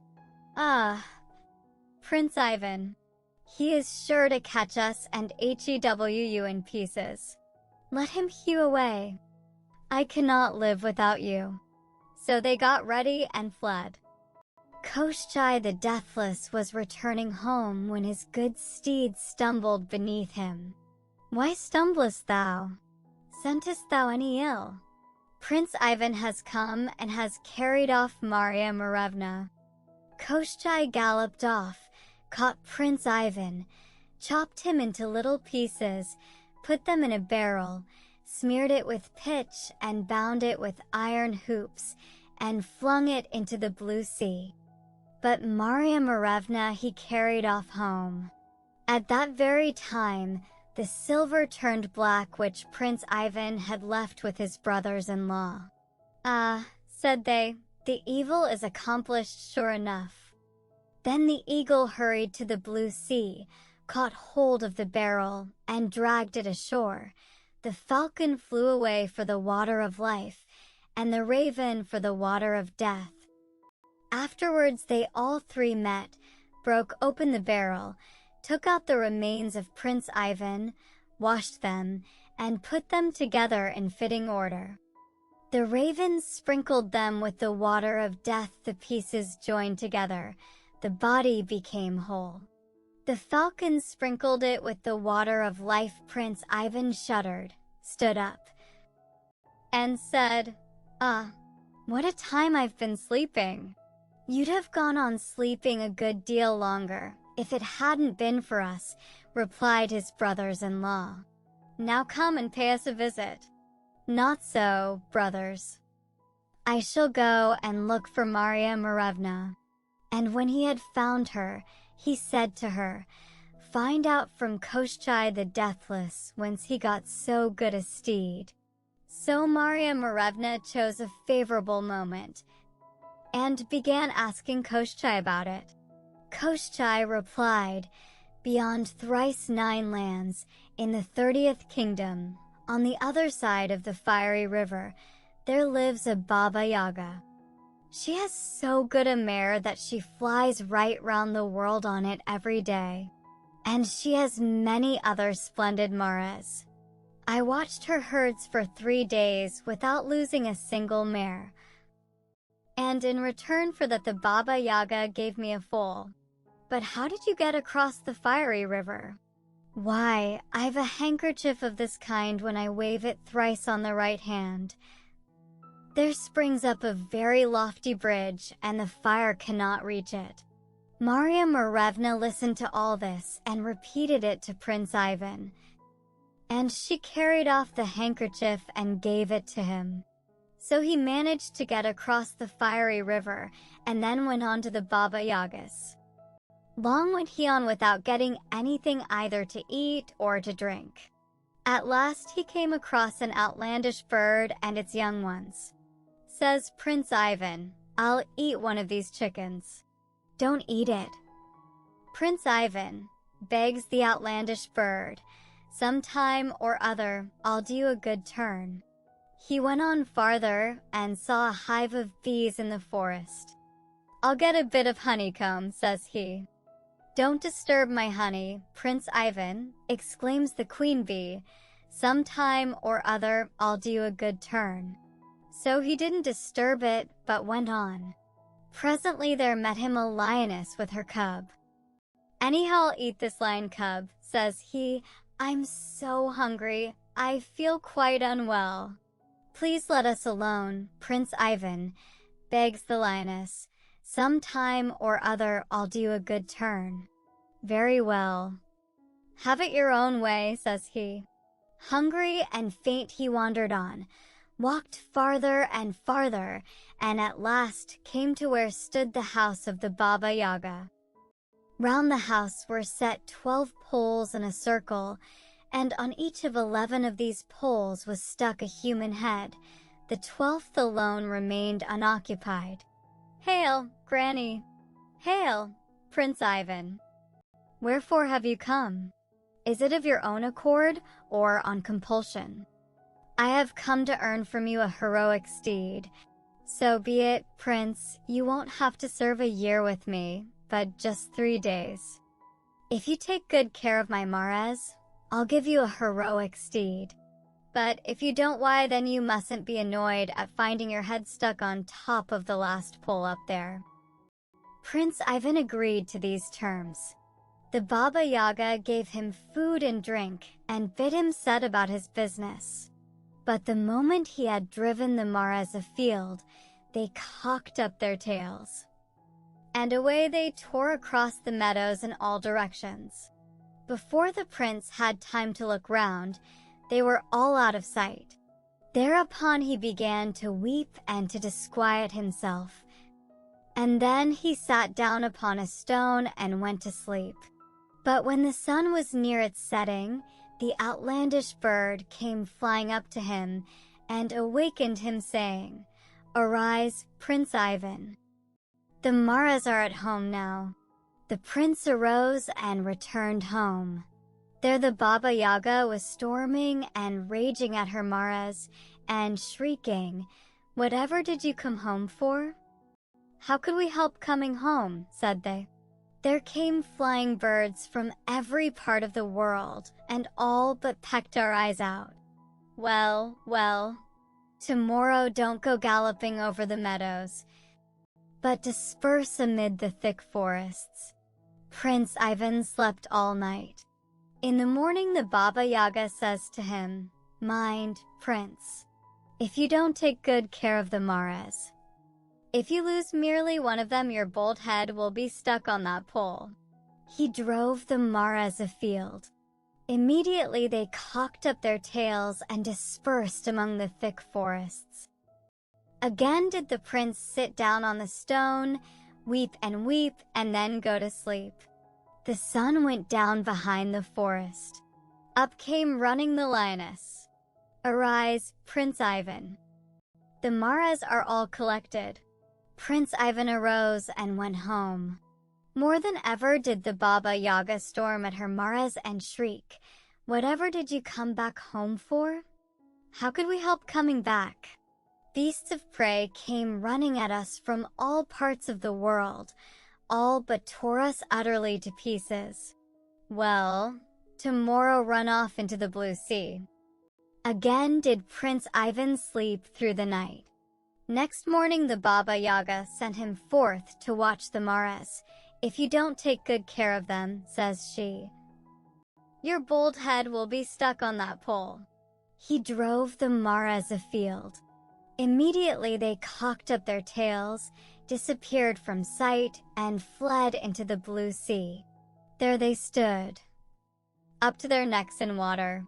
Prince Ivan sat down on the stone, wept, and fell asleep. But when the sun had set behind the forest, up came flying a bee and said, "Arise, Prince. The Mares are all collected. But when you get home, don't let the Baba Yaga set eyes on you, but go into the stable and hide behind the mangers. There you will find a sorry colt rolling in the muck. Do you steal it, and at the dead of night ride away from the house." Prince Ivan arose, slipped into the stable, and lay down behind the mangers, while the Baba Yaga was storming away at her maras and shrieking, "Why did you come back? How could we help coming back?" There came flying bees in countless numbers from all parts of the world, and began stinging us on all sides till the blood came. The Baba Yaga went to sleep. In the dead of the night, Prince Ivan stole the sorry colt, saddled it, jumped on its back, and galloped away to the fiery river. When he came to that river, he waved the handkerchief 3 times on the right hand, and suddenly, springing goodness knows whence, there hung across the river, high in the air, a splendid bridge. The prince rode across the bridge and waved the handkerchief twice, only on the left hand. There remained across the river a thin, ever so thin a bridge. When the Baba Yaga got up in the morning, the sorry colt was not to be seen. Off she set in pursuit. At full speed did she fly in her iron mortar, urging it on with the pestle, sweeping away her traces with the broom. She dashed up to the fiery river, gave a glance, and said, "A capital bridge." She drove onto the bridge, but had only got halfway when the bridge broke in two, and the Baba Yaga went flop into the river. There truly did she meet with a cruel death. Prince Ivan fattened up the colt in the green meadows, and it turned into a wondrous steed. Then he rode to where Marya Morevna was. She came running out and flung herself on his neck, crying, "By what means has God brought you back to life?" "Thus and thus," says he. "Now come along with me." "I am afraid, Prince Ivan. If Koshchei catches us, you will be cut in pieces again." "No, he won't catch us. I have a splendid heroic steed now. It flies just like a bird." So they got on its back and rode away. Koshchei the Deathless was returning home when his horse stumbled beneath him. "What art thou stumbling for, sorry jade? Dost thou scent any ill?" "Prince Ivan has come and carried off Marya Morevna. Can we catch them?" "God knows. Prince Ivan has a horse now which is better than I." "Well, I can't stand it," says Koshchei the Deathless. "I will pursue." After a time he came up with Prince Ivan, lighted on the ground, and was going to chop him up with his sharp sword. But at that moment Prince Ivan's horse smote Koshchei the Deathless full swing with its hoof, and cracked his skull, and the prince made an end of him with a club. Afterwards the prince heaped up a pile of wood, set fire to it, burnt Koshchei the Deathless on the pyre, and scattered his ashes to the wind. Then Marya Morevna mounted Koshchei's horse, and Prince Ivan got on his own, and they rode away to visit first the raven, and then the eagle, and then the falcon. Wherever they went they met with a joyful greeting. "Ah, Prince Ivan. Why, we never expected to see you again. Well, it wasn't for nothing that you gave yourself so much trouble. Such a beauty as Marya Morevna one might search for all the world over and never find one like her." And so they visited, and they feasted, and afterwards they went off to their own realm. With the Baba Yaga, the feminine counterpart of Koshchei and the snake, we shall deal presently, and the waters of life and death will find special notice elsewhere. A magic water, which brings back the dead to life, plays a prominent part in the folklore of all lands, but the two waters, each performing one part only of the cure, render very noteworthy the Slavonic stories in which they occur. The princess, Marya Morevna, who slaughters whole armies before she is married, and then becomes mild and gentle, belongs to a class of heroines who frequently occur both in the stories and in the metrical romances. and to whom may be applied the remarks made by Kemble with reference to a similar Amazon. In one of the variants of the story, the representative of Maria Marevna fights the hero before she marries him. The Bluebeard incident of the Forbidden Closet is one which often occurs in the Skazkas, as we shall see further on, and the same may be said about the gratitude of the bird, bee, and lioness. The story of immortal Koshchei is one of very frequent occurrence, the different versions maintaining a unity of idea, but varying considerably in detail. In one of them, in which Koshchei's part is played by a snake, the hero's sisters are carried off by their feathered admirers without his leave being asked, an omission for which a full apology is afterwards made. In another, the history of Fedor Tugarin and Anastasia the Fair, the hero's three sisters are wooed and won, not by the falcon, the eagle, and the raven, but by the wind, the hail, and the thunder. He himself marries the terrible heroine Anastasia the Fair, in the forbidden chamber of whose palace he finds a snake, hung up by one of its ribs. He gives it a lift, and it gets free from its hook and flies away, carrying off Anastasia the Fair. Fedor eventually finds her, escapes with her on a magic foal which he obtains, thanks to the aid of grateful wolves, bees, and crayfish, and destroys the snake by striking it on the forehead with the stone which was destined to be its death. In a third version of the story, the hero finds in the forbidden chamber Koshchei the Deathless in a cauldron amid flames, boiling in pitch. There he has been, he declares, for 15 years, having been lured there by the beauty of Anastasia the Fair. In a fourth, in which the hero's three sisters marry three beggars, who turn out to be snakes with 20, 30, and 40 heads apiece, Koshchei is found in the forbidden chamber, seated on a horse which is chained to a cauldron. He begs the hero to unloose the horse, promising, in return, to save him from 3 deaths. We will now take one of those versions of the story which describe how Koshchei's death is brought about by the destruction of that extraneous object on which his existence depends. The incident is one which occupies a prominent place in the stories of this class current in all parts of Europe and Asia, and its result is almost always the same. But the means by which that result is brought about differ considerably in different lands. In the Russian tales, the death of the evil being with whom the hero contends the substance, namely, the destruction of which involves his death, is usually the last of a sequence of objects either identical with, or closely resembling those mentioned in the following story of Koshchei the Deathless. In a certain country there once lived a king, and he had 3 sons, all of them grown up. All of a sudden Koshchei the Deathless carried off their mother. Then the eldest son craved his father's blessing, that he might go and look for his mother.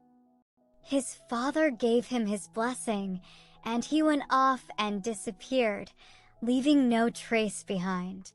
The second son waited and waited. Then he too obtained his father's blessing, and he also disappeared. Then the youngest son, Prince Ivan, said to his father, "Father, give me your blessing, and let me go and look for my mother." But his father would not let him go, saying, "Your brothers are no more. If you likewise go away, I shall die of grief." "Not so, father. But if you bless me, I shall go. And if you do not bless me, I shall go." So his father gave him his blessing. Prince Ivan went to choose a steed, but everyone that he laid his hand upon gave way under it.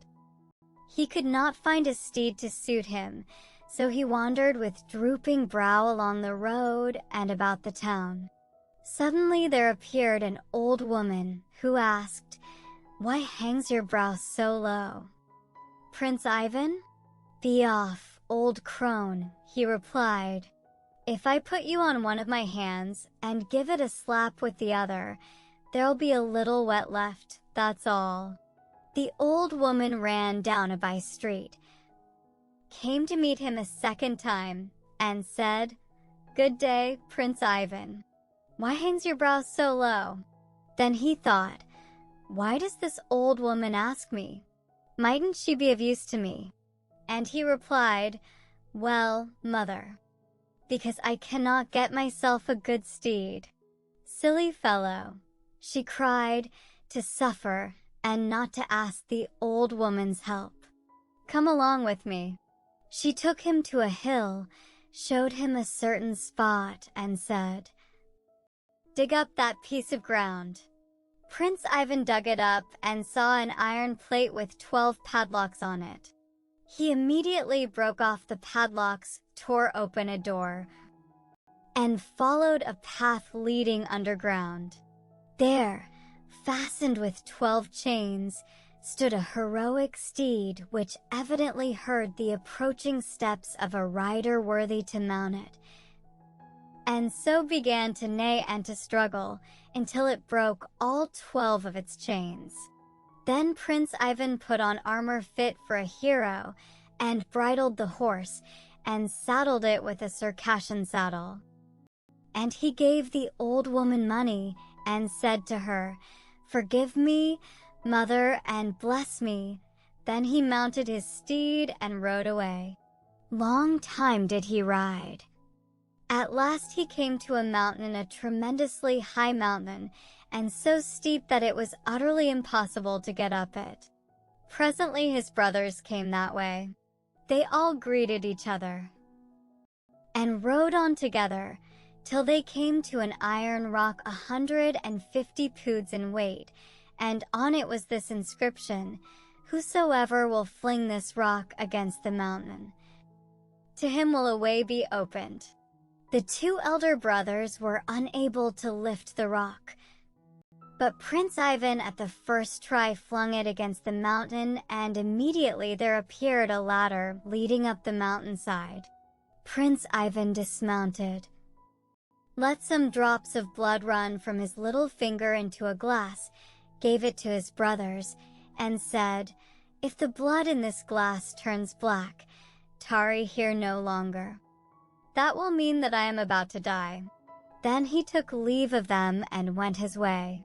He mounted the hill. What did not he see there? All sorts of trees were there, all sorts of fruits, all sorts of birds. Long did Prince Ivan walk on. At last he came to a house, a huge house. In it lived a king's daughter who had been carried off by Koschei the Deathless. Prince Ivan walked round the enclosure, but could not see any doors. The king's daughter saw there was someone there, came onto the balcony, and called out to him, "See, there is a chink in the enclosure. Touch it with your little finger, and it will become a door." What she said turned out to be true.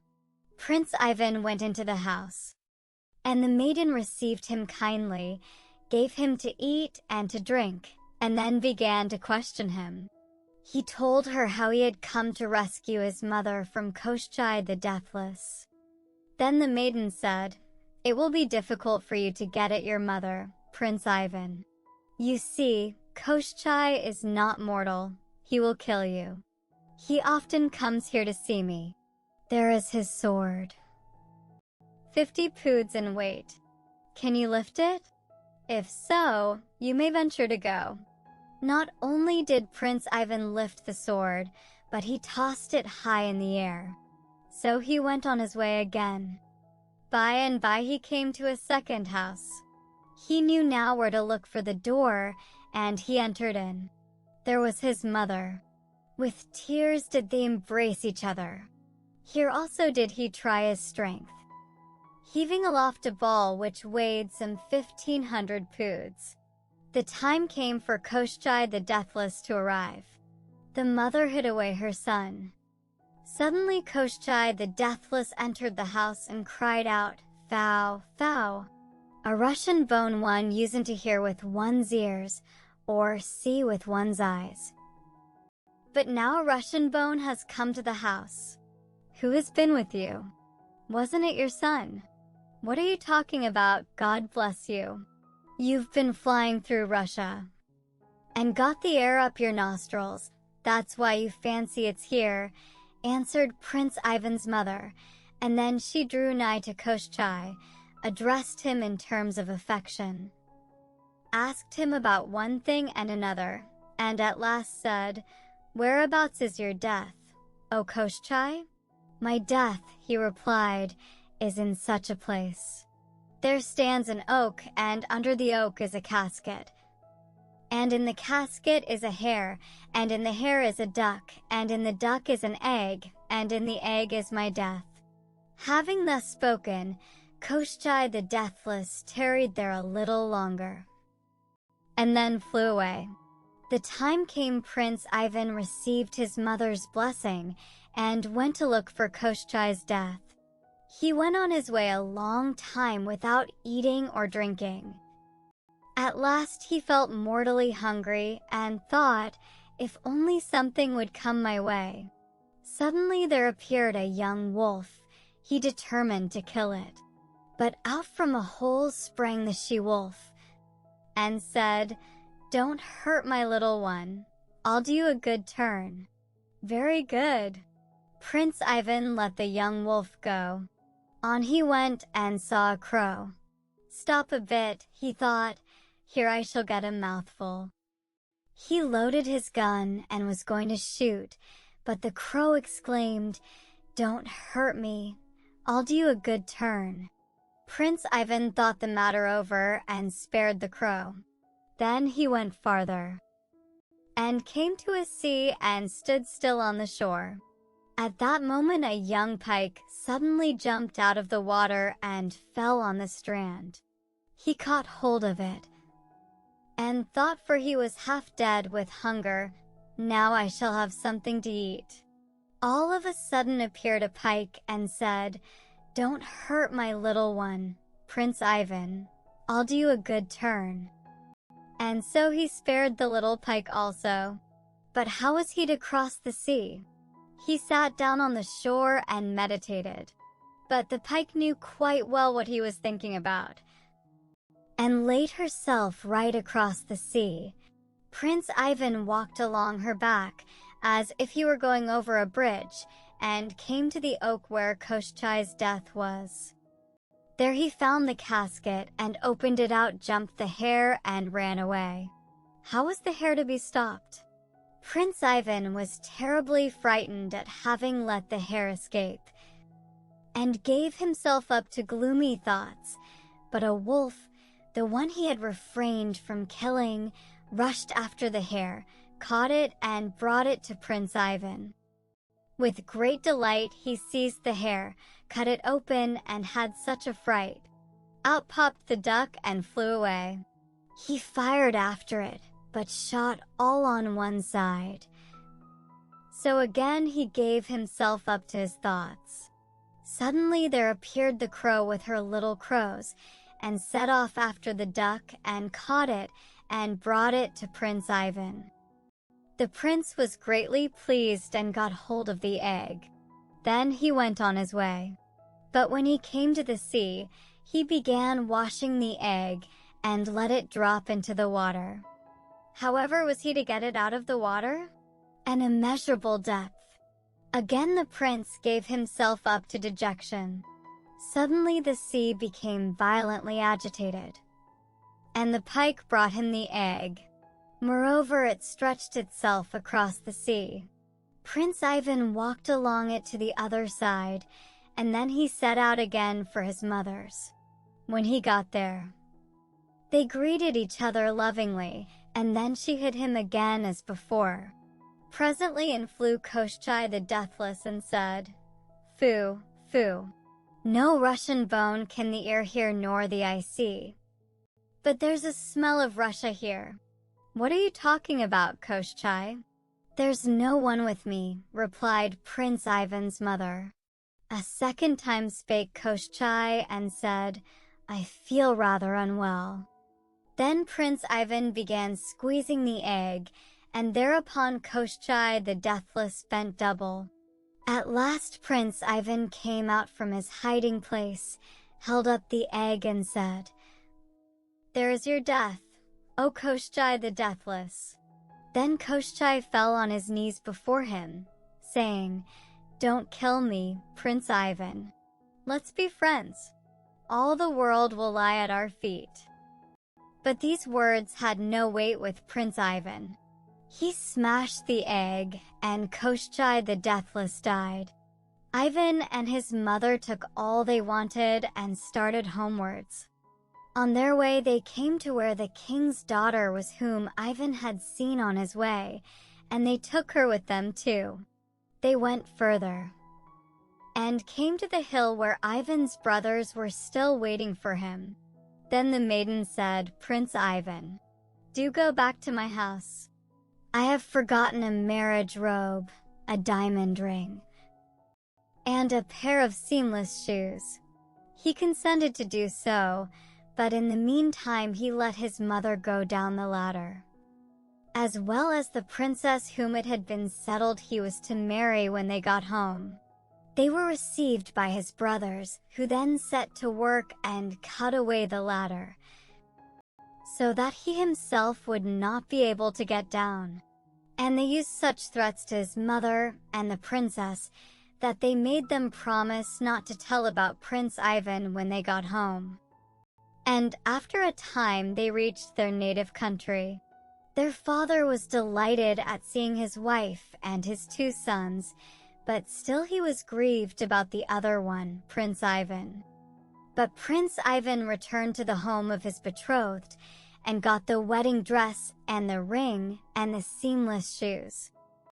Then he came back to the mountain and tossed the ring from one hand to the other. Immediately there appeared 12 strong youths, who said, What are your commands? Carry me down from this hill. The youths immediately carried him down. Prince Ivan put the ring on his finger, they disappeared. Then he went on to his own country, and arrived at the city in which his father and brothers lived. There he took up his quarters in the house of an old woman and asked her, What news is there, mother, in your country? What news? Lad, you see our queen was kept in prison by Koshchai the Deathless. Her 3 sons went to look for her, and 2 of them found her and came back, but the third, Prince Ivan, has disappeared, and no one knows where he is. The king is very unhappy about him. And those 2 princes and their mother brought a certain princess back with them, and the eldest son wants to marry her.